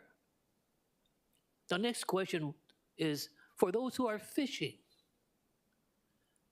The people that I talk to are always upset. Who is in charge? DoCare? HPD? Who? It is a concern. And that's why I brought up the issue in regards to a park ranger responsibility also for our lifeguards. They're there. They're watching everything. Illegal activities happening, do they have the authority if we give them?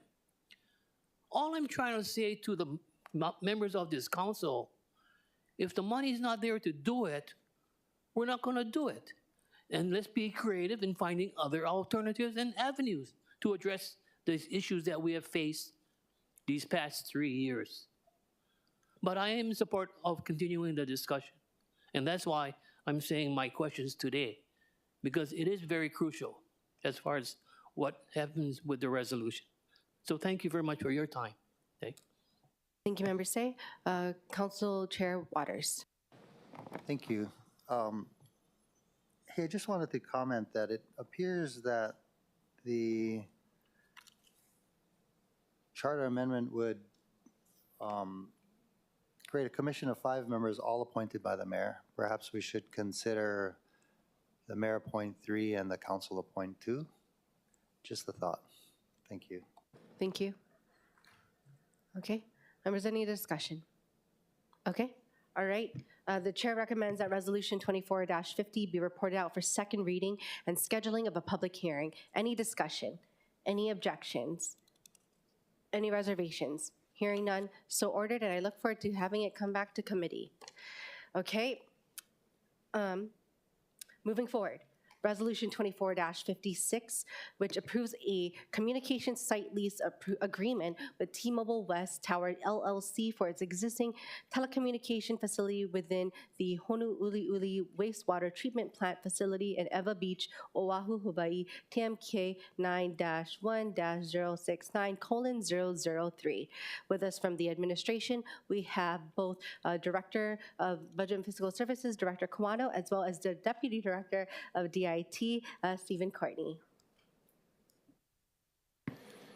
Good morning, Budget Chair Cordero, Chair Waters, Vice Chair Kia'aina, Honorable Council Members, Andy Kawano, Director of Budget and Fiscal Services.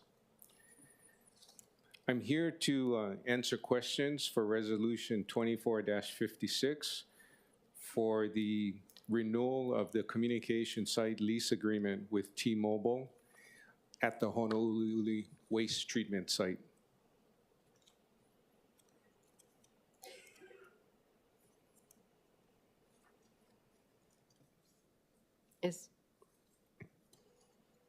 Oh, okay. Is there is there anything else, Director Quano? I just want to say that the resolution and the related lease appeared to be standard, in terms of form and content. And I don't see anything unusual except that per the resolution, there's a couple things that need to be discussed perhaps. One is that following Chapter 38 with regard to the rate of lease payment is inadequate, and we'd like to include a 4% annual compounded increase during the term of the lease. There's also a comment in the resolution where we state that within 2 years of lease commencement, T-Mobile would be required to relocate its power supply line from the existing wooden pole located on Geiger Road to the underground power facilities within Geiger Road and de-energize and remove all overhead power lines and poles located within the property. Other than that, everything looks pretty standard. Thank you, Director Quano. And could you please explain that again, or explain that further relating to the, you said inadequate under Section 38, and so what, under what basis is that inadequate? So for the size of the demise premises, Chapter 38 revised ordinances of Honolulu provides specified rental rates, and it doesn't provide a provision for annual increases. So administration is proposing that we add to that requirement an annual increase of the rate of 4% compounded to help to cover administrative costs. Okay, thank you. Oversight. And will that have to result in a new rental agreement, a lease agreement with T-Mobile? Yes, actually, a draft of the proposed lease agreement, lease specimen was provided with the resolution. So with your approval, we would proceed to, with due diligence to complete and execute the lease. Okay, and in addition to that, it says that it will be extended for 4 additional 5-year periods, not to exceed 25 years, right? And that's in the same location, though. That, yes. The same location is contemplated.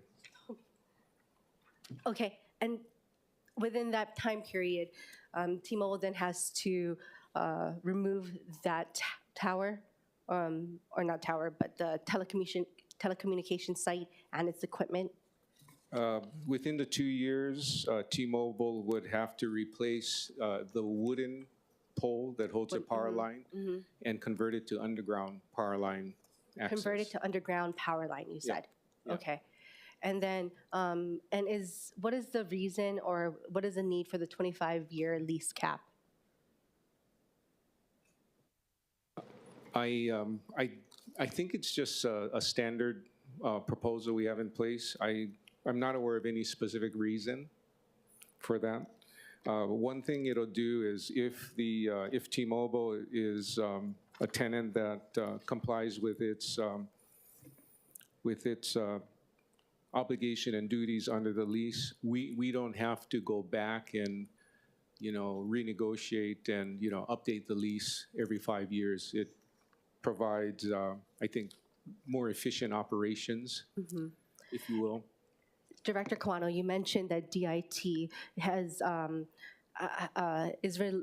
is looking at the revised rates, the rental rates, right? And does that mean the lease agreement has to be with DIT instead of BFS? I believe the lease agreement is going to be with BFS as a part of the city. There's a, I think, 2013 document signed by, at that time, the BFS director and the DIT director to move the administration of the lease of these types of telecom leases to BFS. And I believe since that internal document was executed, BFS has been administering telecom leases, telecom lease renewals and extensions and so forth. So BFS will act on behalf of DIT or on behalf of the city administration, as it often does. Is that correct? Yeah, that's correct. And we will work with DIT if we need technical guidance.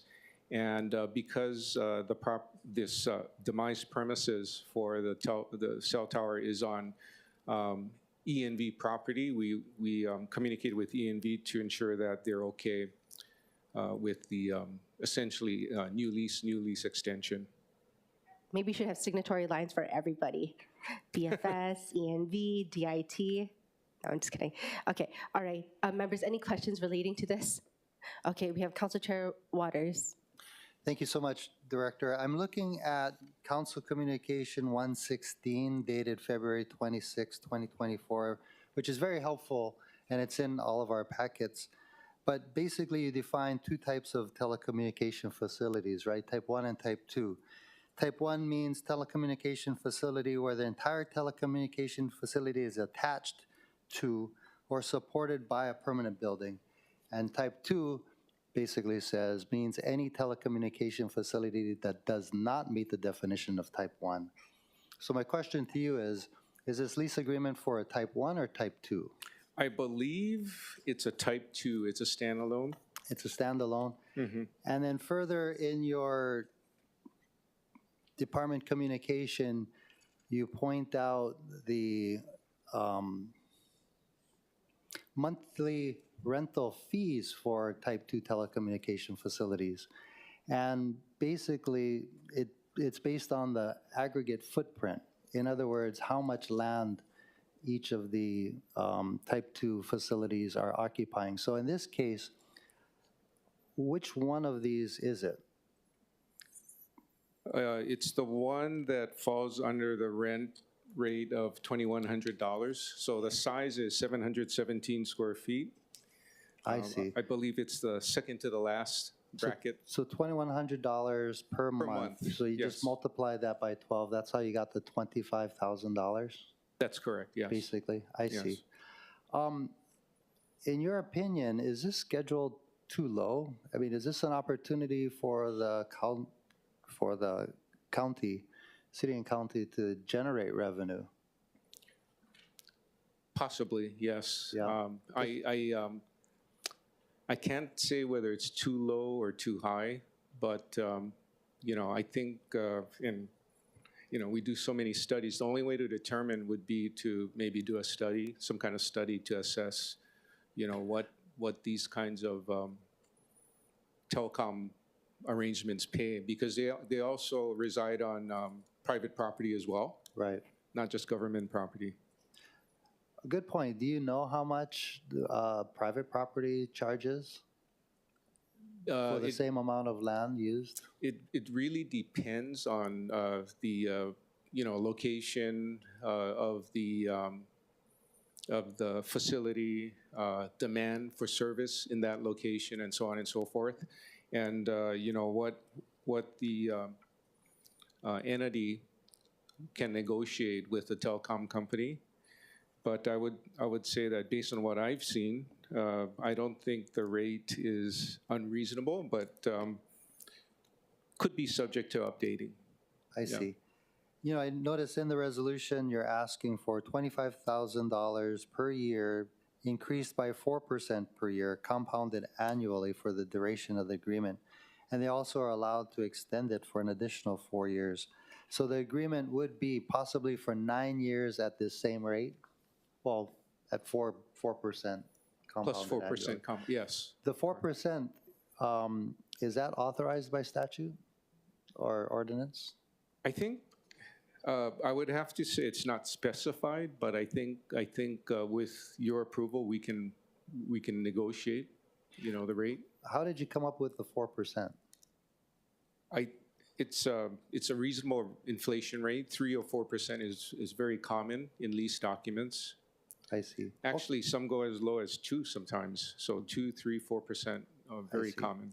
Okay, terrific. Thank you. Thank you, Chair. Thank you, Chair Waters. Great questions. So was the 4% agreed upon already for the lease to be executed? I'm not sure yet because I'm not involved in discussions with T-Mobile, but based on what I've seen previously for our other extensions, I believe it's very likely it will be approved because they're interested in keeping their facility in place. Okay. Does DIT happen to know like how they, because they were discussing the rates too, right? Yes, they have some knowledge and technical background in terms of working with telecom companies for these types of facilities. We got their approval, but we have DIT here if you'd like to ask specific questions. Yes, sure. I mean, if there's a way we can look at the increase percentage per year. Yeah. Okay, should I call Deputy Director? Deputy Director Stephen Courtney. Stephen Courtney, okay.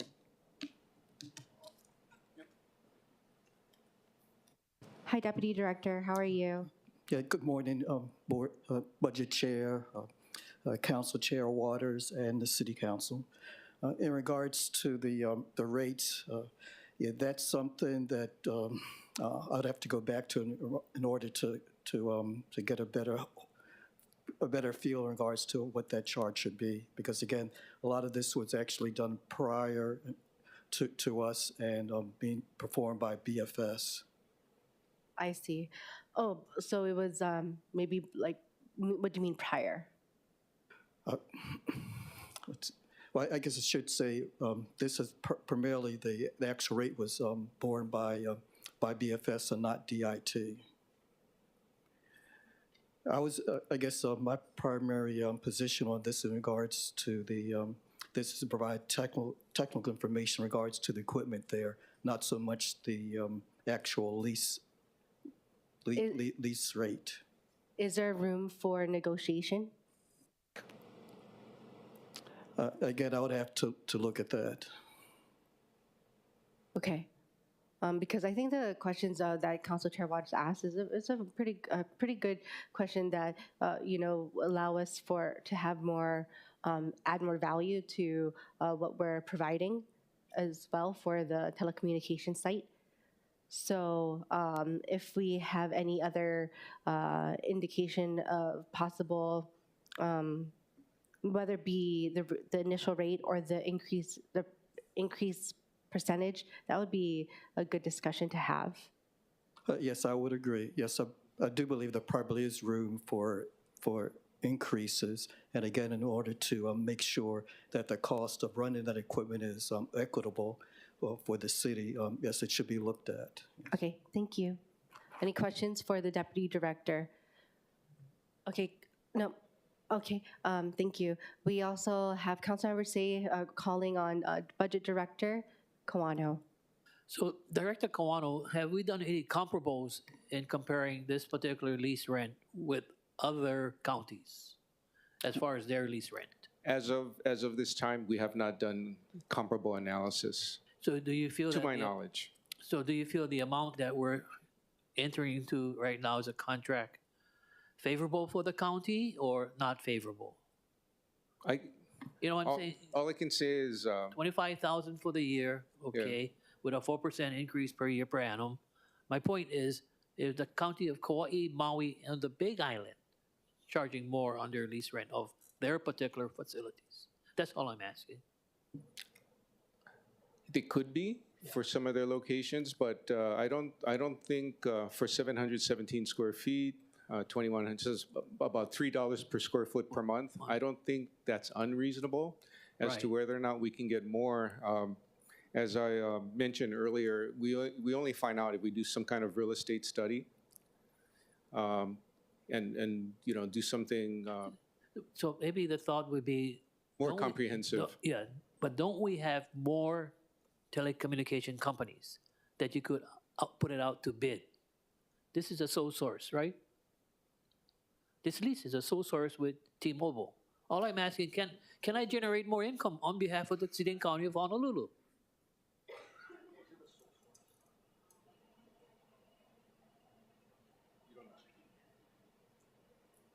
It's before our time, Mr. Kwan, and I apologize. It's not you. It's our predecessors that put us. Oh, no, I don't. So my understanding is that, we acquired some property for the treatment plant. So this lease came with it. So it was, I don't know, it looks like a sole source, but it was acquired through acquisition. Okay, but now can you put it out as a out to bid? Because now you are the rightful owner, and you have the authority, if you do, to put it out to bid with the other competitors that may be interested. The floor is your 25,000, 4% per annum. That would be the request for bid. As specified in ordinance, yeah. That's the starting, could be the starting point. And then see what other telecommunication companies who may want to utilize that property bid for. So the ante goes up, and up, and it benefits the city and county of Honolulu, right? Okay, thank you. Thank you. Members, any other questions? No? Okay, we'll move to testifiers. Members, we don't have any registered online testifiers. Oh, wait, we do. We have Adrian Catalan online as well. Adrian? Hello, can everyone hear me? Yes. Okay. Good morning, Chair Cordero, Vice Chair Wire, and members of the committee. For the record, my name is Adrian Catalan on behalf of Crown Castle. Crown Castle is a shared communications infrastructure provider, and we build, operate, and maintain a network of towers, fiber, and small cells. Locally, we own or manage 79 sites on Oahu and 170 across the Hawaiian Islands. I'm here to express support for proposed resolution number 24-56, which approves the new lease agreement for the existing site at the wastewater treatment facility in Geiger Road. As you know, wireless connectivity has never been as important as it is today. So by adoption of this resolution, you ensure that the surrounding community has access to wireless services that it wants and needs for years to come. A copy of our comments was uploaded through the council link, so hopefully that's in each of your packets. Thank you again for your consideration, and we urge your support. Mahalo. Thank you, Mr. Catalan. I was just wondering how I know that you have, I think, more than 79. You mentioned sites on Oahu. I was wondering how many of them are sites with the city and county of Honolulu, and what is the rate payment for that? Off the top of my head, I believe we have 5 or 6. I can get you a specific quote later. But as far as the rate, 4% is pretty standard. I'm the real estate specialist for all of our sites in Hawaii. And as Andy Kawano was saying earlier, it does depend on the site and the location. Just to give an example, you could have a site on top of Waikiki where it's a huge population, right? So there's a lot more negotiation power on behalf of the private landowner. Or you could have a site that really is more of a backup. So the rates there would be more in favor of a carrier or a customer to negotiate. So that's some of the calculations and context that goes into that percentage. Thank you, Mr. Kato, for that. Thank you for that explanation. All right. We don't have anyone else registered online, but I do see Angela Young. Aloha, Angela Melody Young, testifying in strong support. So with T-Mobile, you can experience the country's fastest 5G network. T-Mobile's 5G coverage is better than AT&T and Verizon combined. T-Mobile's 5G network performance can transform how you live, work, and play. And we can get our favorite movies and shows in seconds. And work remotely with high quality video conferencing with T-Mobile Gaming. Video gaming is taken to a new level with seamless performance, super fast speeds, while enjoying high capacity service while in crowded events like concerts. So as per the resolution, the Director of Information Technology recommends that the city enters into a lease agreement with T-Mobile to continue operations of its Type 2 telecommunications facilities within the property. So it's good to see with commercial brands to work in collaboration with governmental services. A lot of times we think that the work should be segregated, and I say this a lot on the neighborhood board where a lot of the heat is coming from for work to be segregated and divided, and that's not true. That's just not how things work. Commercial brands collaborate with government all the time, such as Apple and California's government. So as per this resolution, is very balanced. Like T-Mobile is required to relocate its power supply line, but T-Mobile is also expending capital assets for the renovation. So, you know, T-Mobile puts in the work. So I'm in support of approving this resolution. Thanks. Thank you. Okay, is there anyone else online who wishes to testify? Anyone else? Okay, seeing none. Moving to in-person testifiers, we have Melissa Pavlicek with us in person. Aloha, I'm Melissa Pavlicek. I'm also here on behalf of Crown Castle. As Adrian mentioned, we're a telecommunications provider, infrastructure provider, and manage this particular facility. And I'm glad that Adrian is available online in case you have any technical questions, but if it would be helpful for us to work with the individual council members to talk about the other sites and what we're experiencing in renewing these lease agreements, I would welcome that opportunity to do so. Thank you. Thank you. Okay, members, we don't have any. We don't have anyone else in person to testify, but is there anyone else in person who wishes to testify? Okay, seeing none, members, we're back in discussion.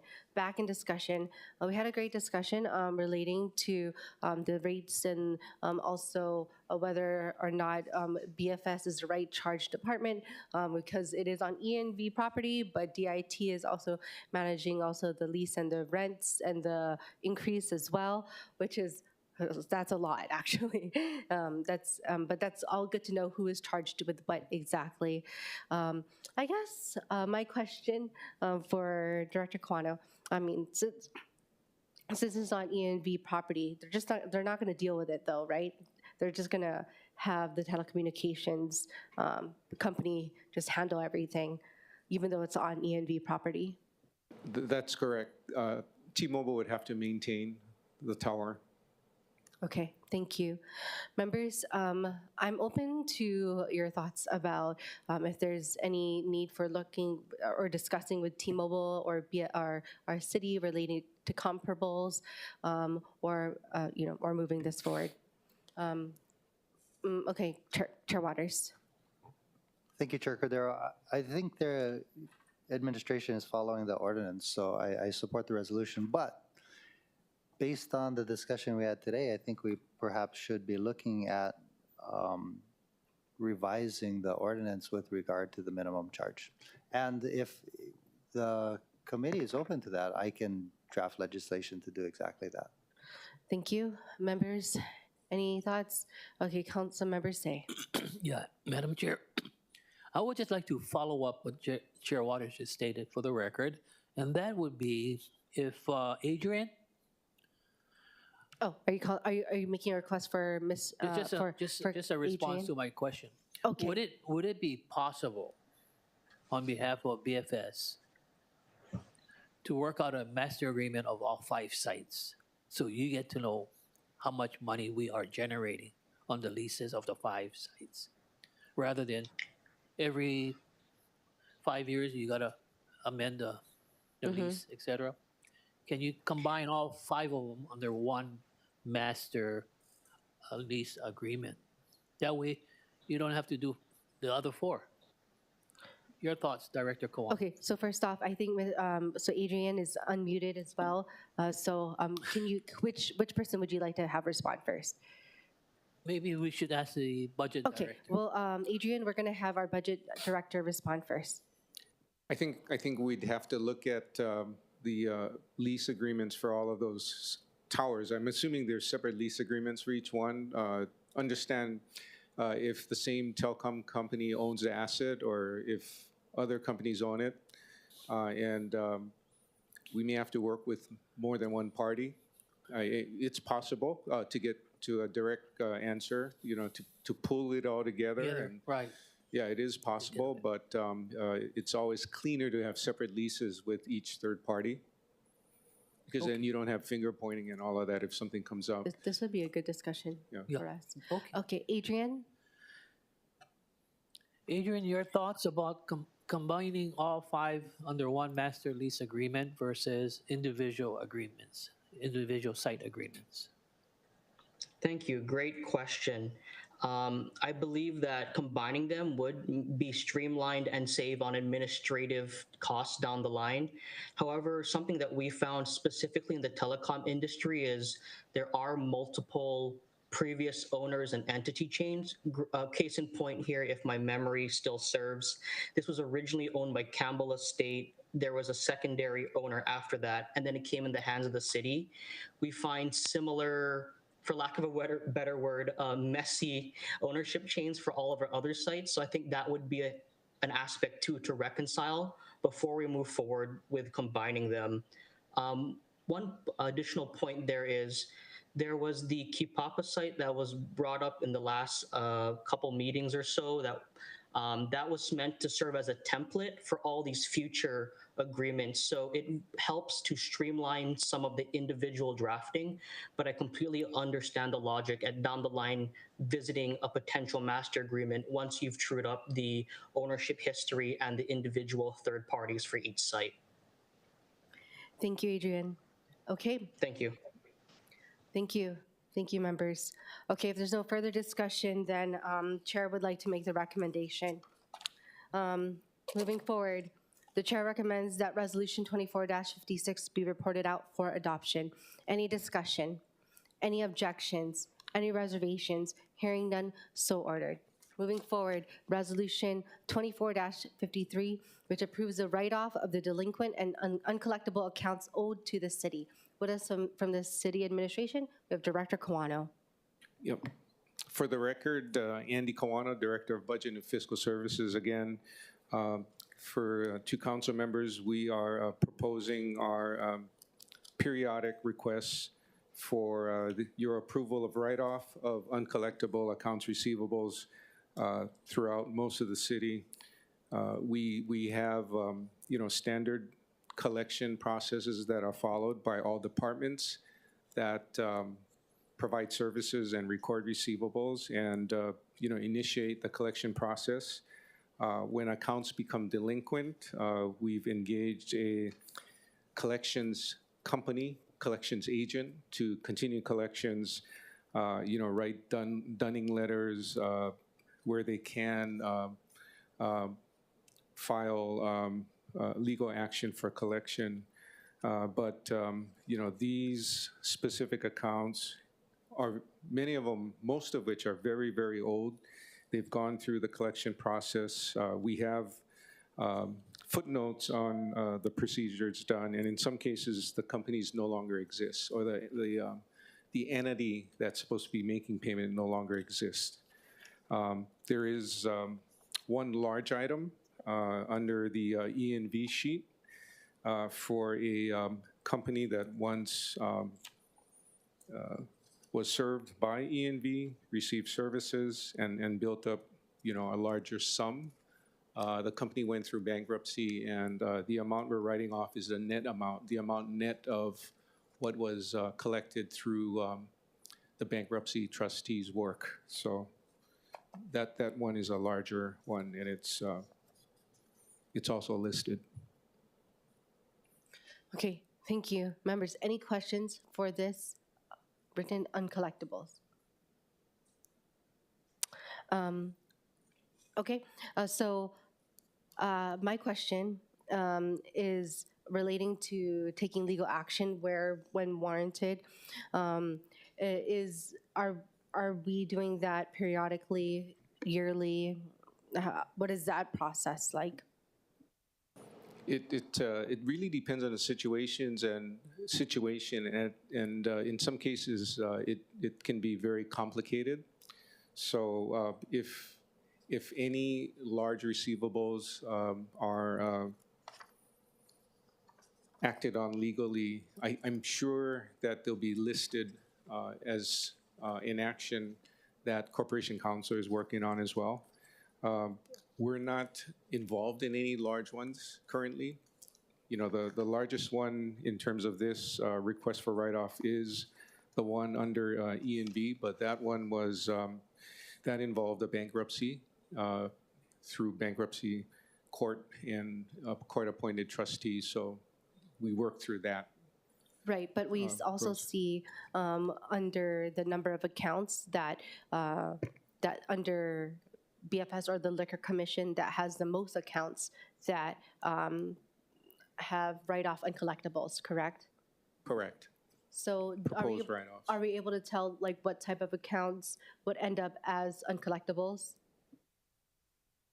Usually it's through passage of time.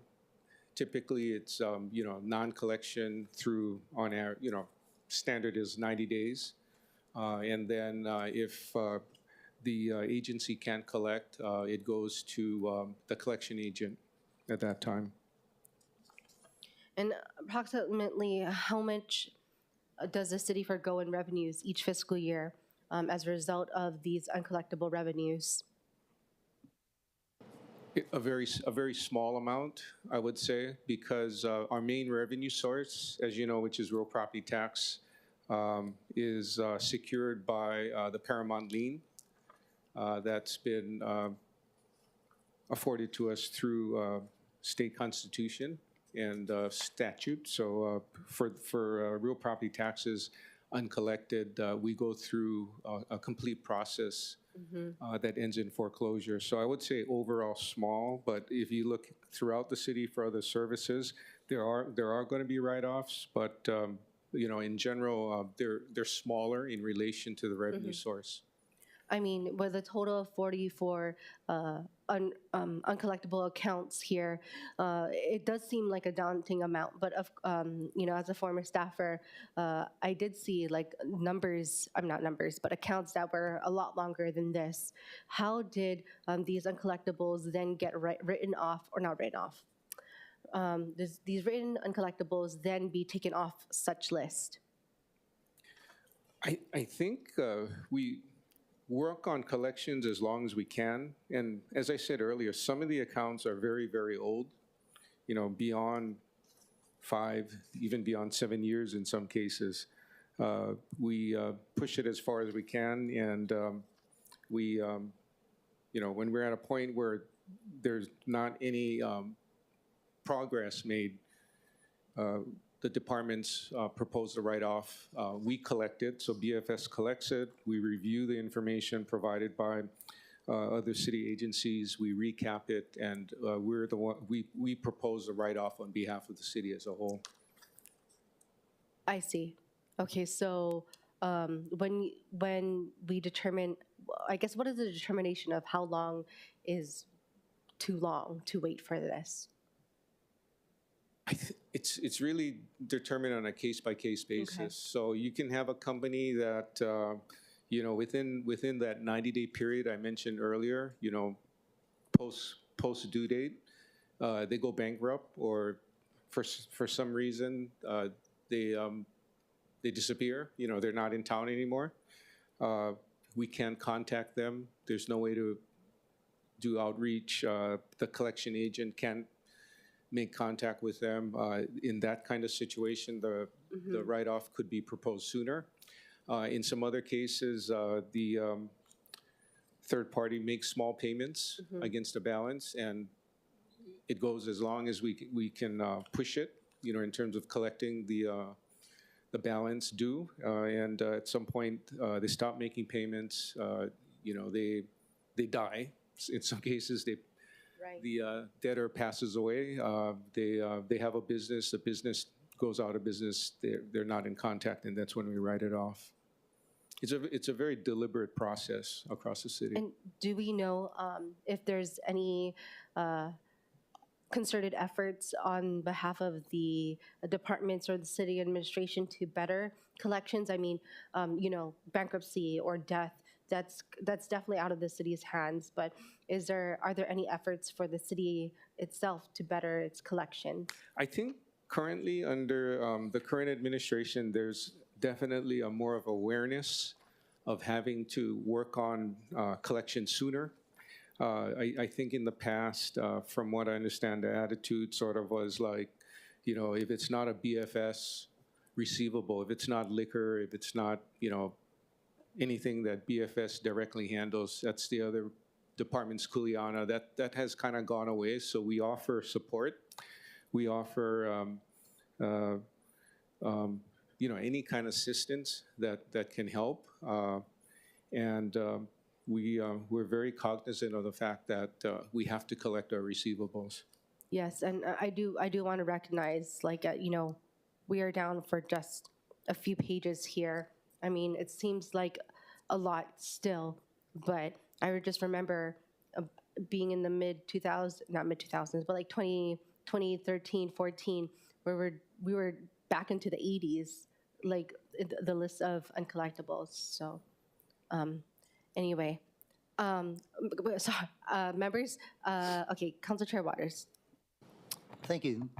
Great questions. I just want to make sure we're clear, and for people watching at home, what you're asking us to do is to write off $2,152,193.87, right? That's correct. Yep. Okay, and this is money that is owed to the city and various entities just haven't paid it, right? Over the course of, looks like dating back to 2017 for public service company taxes, right? Yeah, that's correct. And really the idea is you want to clean it off your books for auditing purposes so that you can just start anew, right?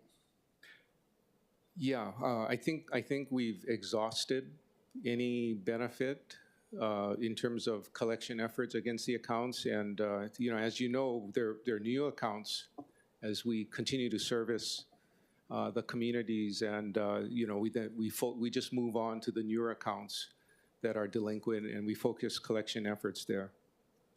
I just can't help but think that how many bathrooms in the parks and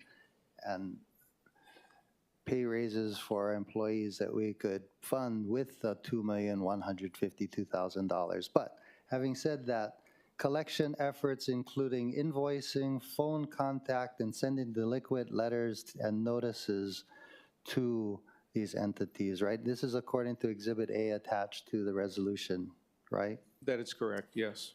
Okay. I'm just thinking the judiciary on the state side, when someone doesn't pay a parking ticket, they can't register their car. They can't get a driver's license. Do you think it might be a good idea to do the same thing for these folks? I think as an added incentive to pay your debt? Other institutions and organizations consider what you're talking about, and I think it gets down to what's the right thing to do. So I recommend that if we decide to do something like that, look at cross default, across different agencies that provide services. We should probably have a separate discussion on that. Because I guess, okay, invoicing, that's just sending the bill, right? Mm-hmm. Then phone contact means you call them up and say, hey, you still haven't paid your bill. And then sending a delinquent letter or notice saying, hey, you still haven't paid your bill. And clearly for these folks, that hasn't worked. But just if you or your department can help us think of other ways that we can help you. And I'm just off the top of my head thinking that, hey, if you can't register your car, this one of us is refuse disposal. Clearly you gotta drive to dispose the refuse, right? You're not having guys walk up with plastic bags full of garbage saying, can I dispose of this? You gotta drive to the landfill or drive to H-Power. So if you cannot drive, right, because you don't have a license, maybe that would help us collect. Because refuse disposal, we're talking about that's the bulk of this whole thing, over $2 million, right? I mean, before we grant this, do you think we should try that at least?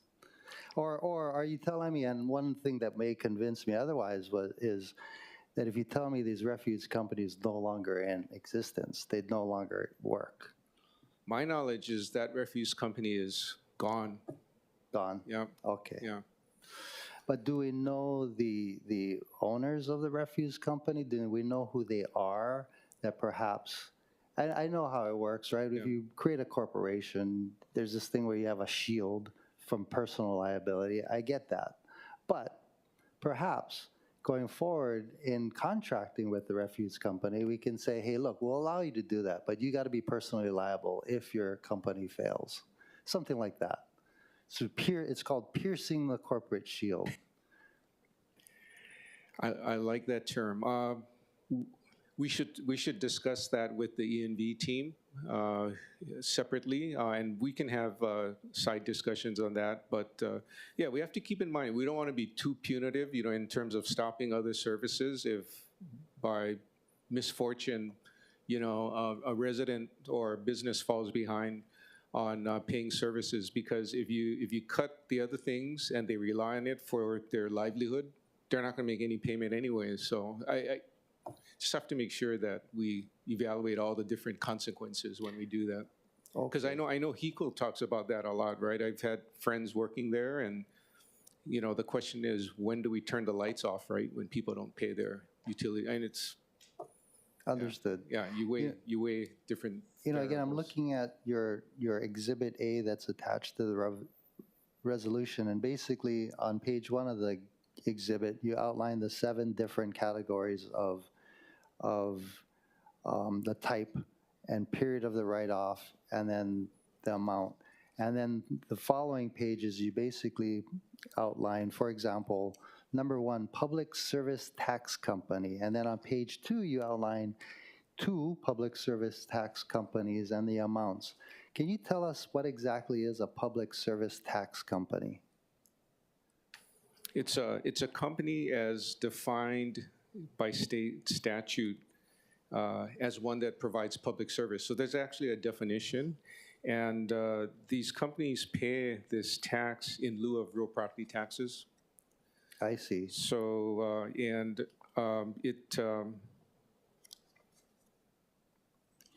Can you tell us who the 2 public service tax companies that are delinquent? I noticed that you just have an account number provided to the council, but you don't actually provide the public service tax companies. I'm not sure if over time the company names and other personal identifying information was removed due to various privacy purposes, but I can find out. We definitely can find out. Yeah, the second type is liquor law violations, fines, and license fees, $79,000. So on page 3, you outline there's 28 liquor law fines and fees that aren't paid. But again, you have the account number. You don't tell us the establishments that are delinquent. I'm just thinking that it might be a good idea, and for the public to know, in terms of transparency, which one of these restaurants or bars are not paying their fines. I think one of them, like I said, it totals over $79,000, but one of them is up to $14,622.65. But of course, this was an old debt, but it might be helpful just to know, because oftentimes what I surmise is that restaurants or bars will close and then open up again with another name. And perhaps, do you know if the Liquor Commission keeps track of that?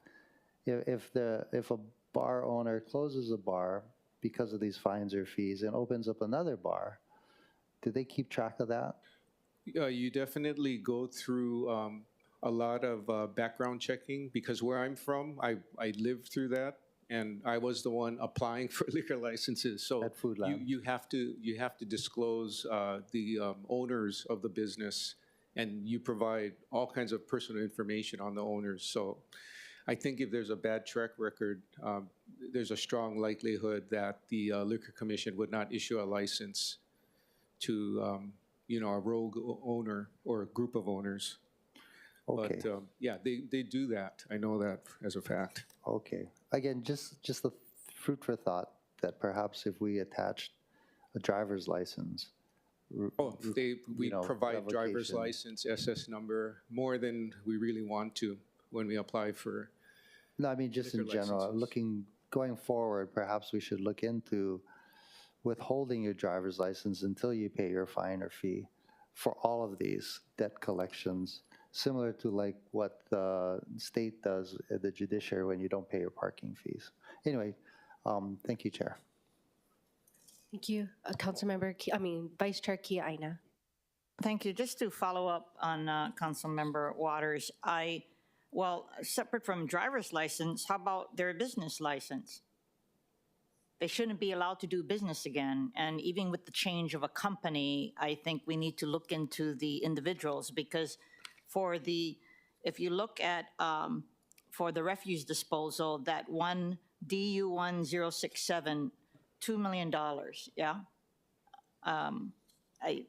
We can't continue to do this. And I would say there's different ways to leverage, of course. I'm assuming you report this to all of the major companies for FICO scoring purposes. Do you do that? I don't believe we do that. And why not? Because it's going to ruin their credit. And it's an incentive. I mean, people do that to individuals. Why shouldn't it apply to companies? There's so many consumers who get hurt for something so minuscule, and yet you have someone here with $2 million delinquency. They shouldn't be allowed to do business in the state of Hawaii. Council member, I agree with you, but these receivables were built up before we were here. So the balances were, at the time I took on the role, the company was already in bankruptcy. Got it, but moving forward, you have to have best management practices in place so that we don't see this every year. I do agree, and I know for a fact that Liquor Commission will not only get, as I mentioned earlier, a lot of personal information from the actual individuals behind a potential licensee, but you have to provide tax clearances as well, state and federal, and the tax clearances have to be within a certain age. So there's a lot of things done, and we can look at what we do there and look at other agencies that provide services to check to see if they do the same thing. Okay, there needs to be a process in place. Thank you. Thank you. Maybe in future legislation, any council member can make any amendments to our ordinances for this. Okay, members, any other discussion? Okay, council member Say. Mr. Kawano, is it possible to create a fund called the Uncollectible Security Deposit Fund? And I'm trying to address just our liquor industry. So what would the asset be in the fund? The fund would be an assessment of $5,000. You keep it there, and when that particular liquor bar or whatever goes out, you can collect that fund. The next bar that comes in or restaurant has to put it back in. So I'm just gonna. So the thought is to collect a deposit. Collect a deposit from all establishments that deal with liquor. Yes. With liquor or any other services we provide. Homeowners, for instance, that. No, just strictly liquor at this point in time in addressing the 7 million, or is it? Yeah. Not. I'm sorry, council member. 79,000. Yeah. That's one position count for me. If I find the money, that Madam Chair, may I use it for a position count in the budget? Each member can make their own amendments. Okay, thank you. Yeah, so, one interesting thing that Liquor Commission does is, they collect a licensing and a license renewal fee every year. In addition to that, there's a fee on liquor sales. There's a charge based on liquor sales, and I think they adjust it based on their operating costs. And if the entity operates efficiently, they reduce the rate, in a future year. So there's that kind of self-adjustment. But perhaps instead of exacting another deposit, requiring that, holding on to that. It's just, well, I'm just, we can look at that I'm just too. aligning it with the renters. When I rent a home or apartment, you have a security deposit to make. That's all it is. And I don't know if it's realistic or not, or this has been discussed in the past with our former council members and administration. But that way you can try to focus that these type of things will not occur. And if it does occur, they forfeit the deposit, right? That's all. It's possible. That's a Okay. point to consider. you. Yes.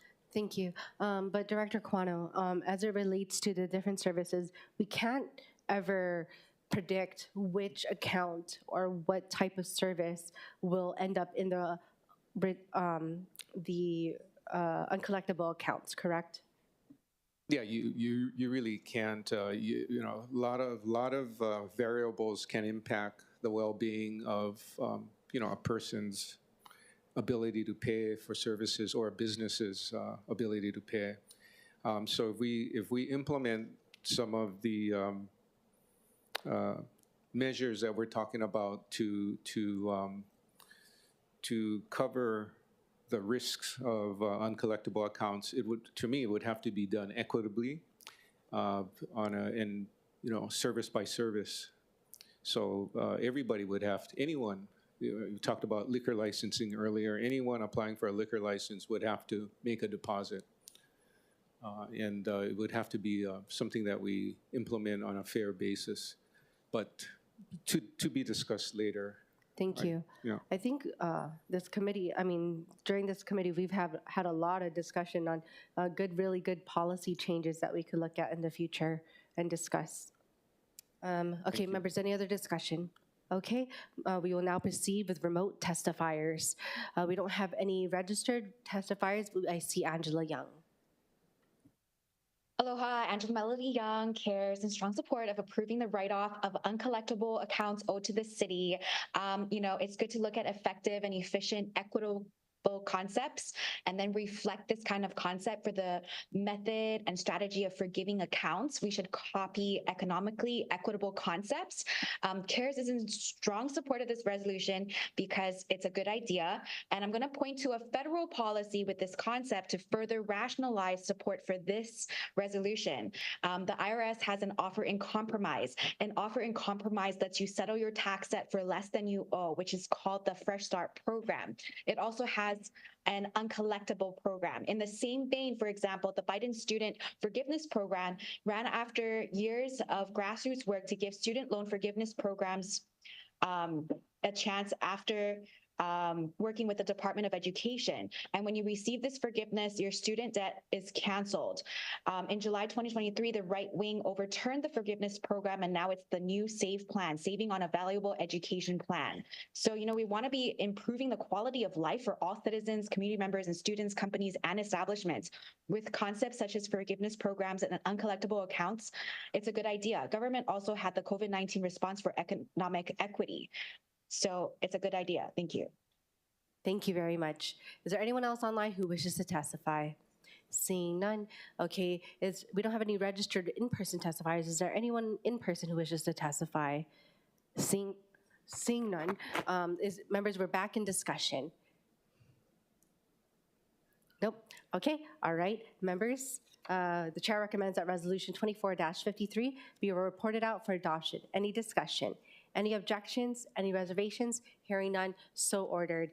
Okay, moving forward to action, agenda item number 9, resolution 24-45, which approves the city and county of Honolulu 30th action plan, a 30th year action plan for community development, block grant, home investment partnerships, emergency solutions, grants, and housing opportunities for persons with AIDS program funds, and authorizing its submittal to the U.S. Department of Housing and Urban Development. With us from the city administration, we have both the director of BFS, Director Kawano, as well as Director Kraki, I think, or no? I'm sorry? Okay, we'll go with Director Kawano first. Yeah, we have Tim Ho here from Okay. Department of Community Services. He's branch chief there. Okay. Please proceed. Or whomever. Whoever. Either you or... I can start off. Yes, Yeah, thank I'll start off. So on behalf of BFS and DCS, we are presenting the draft 30-year action plan for the 4 HUD programs. Budget Chair mentioned earlier. The 30th year plan is the last year of the 5-year consolidated plan. And the 30-year plan covers plan year 24 or fiscal year 2025. We've had challenges, since COVID. We've had, since I've come on board, we've had multi-year park projects as an example.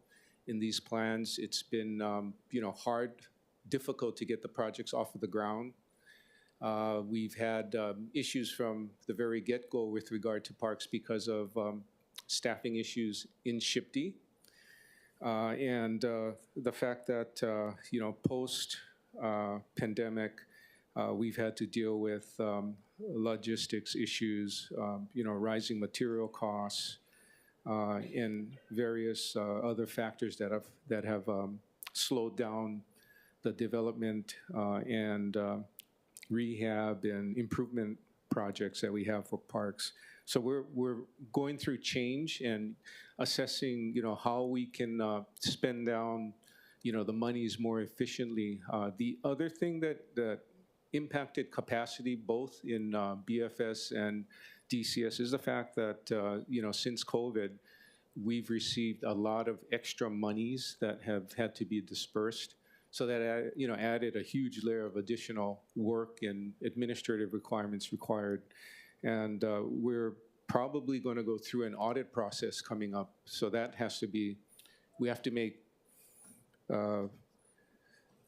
set aside time for that too, audits that'll happen. So just, lots of work, but, it's a great program that focuses on, low and medium AMI individuals that, deserve to live in a better environment. So, we support the program, but it's a challenging one. There's, for the largest component, which is CDBG, there's an annual timeliness test that we have to pass. So essentially, you take all of the unspent monies that are still being actively assigned to projects that are still not closed out. And you compare the cash on hand, so to speak, with 1.5 times your current CDBG allocation. So let's say it's $8 million. You take $12 million. That's the calculation. You compare it to cash on hand unspent. If your cash on hand unspent is higher than $12 million in this hypothetical, you have to explain. You cannot have more than 2 years of that kind of situation. This past year, plan year 22, fiscal year 2023, we had our second consecutive timeliness issue and had to go through the informal consultation process with HUD, with the regional office, and with support from DCS, our BFS FGU group, MDO, we met and were able to explain to HUD's satisfaction as to why certain projects were delayed. And fortunately, they maintain our funding allocation. based on the funding formula that HUD uses. But, that process took a long time, and we did not receive our grant agreement for the current year until January of 2024. And essentially, we're playing catch up again. So we're, working really hard to get monies expended, because what counts is actually expending funds for the purposes and the projects that have been identified. So it's a difficult program, but again, something that we support. So take questions here. Thank you, members. Okay, I'm gonna go with Committee Vice Chair Wire, and then we're gonna have Council Vice Chair Kia Aina. Thank you, Chair, and I'll be quick because I know we have another meeting after this joint meeting. So just a couple questions. Director, I was curious, on page 44, there's a allocation for DPR park rehabilitation projects. I know it's a very large chunk of CDBG. I was just wanting to double check because I couldn't find department communication from last year, but was this reflected of the amount that we had reprogrammed out of DPR because of supply chain issues and then are putting back in, or are these new projects? Yeah, Councilmember Rao, Wire, that's exactly right. So the projects were deferred. And if you look, there's a breakdown by funding year. So the entire amount based on unspent cash available for park projects are amount to almost $9.5 million. Of that amount, about $6 million is being funded by the current year. And we're working hard to get these park projects done, because if we were to terminate the projects in terms of being a, quote, CDBG project, we would have to return the funding to HUD. We would have to replace the funding with city funds. And on top of that, we'd have to find a way to spend down the funding that went back into cash. Because typically what happens is the local HUD office, they generally try to keep the cash here, in Hawaii. And what they'll do is they'll say, okay, this project didn't work, you've reprogrammed it out, find something else to do, that's eligible under CDBG. Okay, I know, I appreciate that clarification. I just wanted to double check because I wasn't sure if these were, understanding the projects in total are ongoing, wasn't sure if this is reflective of the money we previously took away and then are putting back. And it sounds like you're saying that is. That is. So we've deferred, and then now we're putting it back in, so we can to finish the projects that we deferred in the past. Okay, appreciate that. I just wanted to look on page 51, the property acquisitions as an alternative for CDBG, and just curious if in the contemplation of this, it would be a new notice of funding availability if the project was selected and we reprogram funds, or if there are already pending projects that would be eligible under the consolidated plan as like prior applicants. Good question, Councilmember. For city, currently for a city acquisition of CDBG property, we'd have to go through the entire process of NOFA, and so providing to the public that we're looking at acquiring property and doing all that kind of stuff. So we'd have to do that. Okay. We do have a nonprofit acquisition-related project that's currently going through the approval process. And if you want details on that, we can provide some details. But at this time, I don't think we can. Can we disclose we cannot disclose the nonprofit we're working with, but we have one in progress right now. Okay, no, I appreciate that. And I know we look forward to Mayor's, our administration's presentation on their housing and homelessness plans in the upcoming budget, which I'm sure will be a part of, which will kind of allocate or maybe go over all the different funding sources, including maybe bond funding and affordable housing fund, of course. And then just wanted to highlight another alternate on the next page, 52. So obviously if the money can't get spent down, rehab would definitely be a good maybe use of the money on the inventory that we already have. Of course, unless admin comes in with plans for the bond funding and portable housing fund money that can totally rehab our inventory, but just wanted to throw out. Yeah, Councilmember Wire, that's a spot on comment. Yeah, rehab is going to be important for some of the properties acquired, especially properties acquired in the past using CDBG monies. Some of the properties need rehab. The challenge we're going to continue to have every year in doing rehab is timing. Yeah. Right? Because depending on the amount of work that has to be done, federal regs require all kinds of studies and assessments that have to happen before we can proceed. And that prolongs the duration of a project.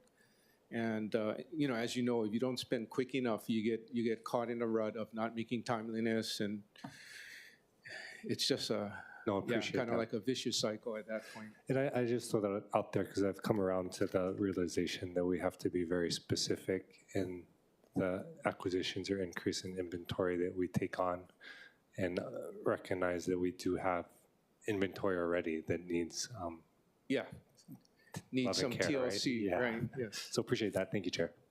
Thank you. Council Vice Chair Kia Aina. Thank you, Chair. In looking at the action plan, I continue to be disappointed that most of the CDBG funding is being allocated to the Department of Parks and Rec for park rehabilitation projects, including most of the city's fiscal 25 allocation, which is over $6 million. None of the funding is being made available for local nonprofits to apply for. Even the alternate projects do not include any projects that would make CDBG funding available for community solicitations or acquisitions. I strongly support making funding available for parks and recreation, and I know that the department knows it in its own funding and TOT funding. And I understand that these projects would benefit the community, but as we all know, city construction projects have the same challenges meeting spending deadlines. And we just recently had to plead with HUD because we missed spending deadlines. So I've consistently brought this up since I've become a council member in 2021. I'm feeling that I am a broken record. And I've expressed my concerns in the 27th, 28th, and 29th year action plans. And my recollection is that my colleagues also expressed support for making some of these funds available to nonprofits. So I brought this up last year as well. $1.2 million is allocated to your department, Director Coano, for administration. But BFS regularly does not use all of its CDBG administration, and it has to get reprogrammed. In fact, I recall a significant amount for admin was reprogrammed for the 28th year action plan. How much of the 1.2 million allocated for the 29th year action plan was used by BFS, and how much was reprogrammed? I believe the 29th year is this year, so I don't have that. I can't provide that information, but I can go back and analyze plan year 28 for you. I don't have the information with me right now, council member. I mean, you bring up good points. Okay, thank you. I'd like to add, for administrative purposes, and Mr. Ho here can elaborate as well. If DCS needs funding to keep programs going, we'll make the transfer or reprogram to support DCS. Okay, I just have a couple of comments made. I actually believe that the Director of Housing should be intimately involved in a lot of these decisions, because when I'm looking at the list, I think what's missing is any efforts on the housing front. So I know you have a lot on your plate and appreciate all that you're doing, especially for the fiscal 25 budget, but I feel that your department has a division assigned specifically to oversee this Kuleana, and so I would expect that after repeating the same thing for the last 3 years, they would remind you about the clear message we have been sending from the City Council, and actually, quite frankly, reflect on the mission of the CDBG program. And I just want to say what the program is about, because I see it missing here. The CDBG program was designed to develop viable urban communities by providing decent housing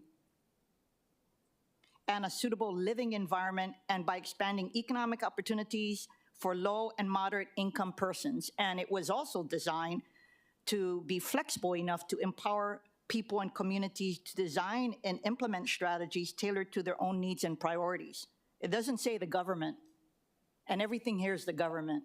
And so I just feel that at this time, I cannot be supporting this action plan, and I'm very disappointed that an advanced discussion would have come about with your team on this matter. So, Chair, I recommend deferring action at this time. Okay, Councilmember Toba, followed by Committee Vice Chair Wire. Thank you, Chair. Director, could you explain what the HTF, or the Housing Trust Fund Program, it's on page 28. Is there a reason that the anticipated resource for FY25 is 0?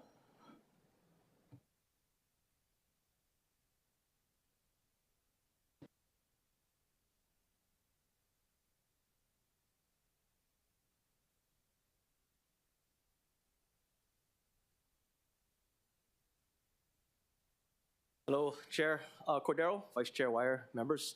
For the Housing Trust Fund, I would have to research out this particular program year, but usually the Housing Trust Fund funds come from the state. And, in the past couple of years, the city had deferred so that the other counties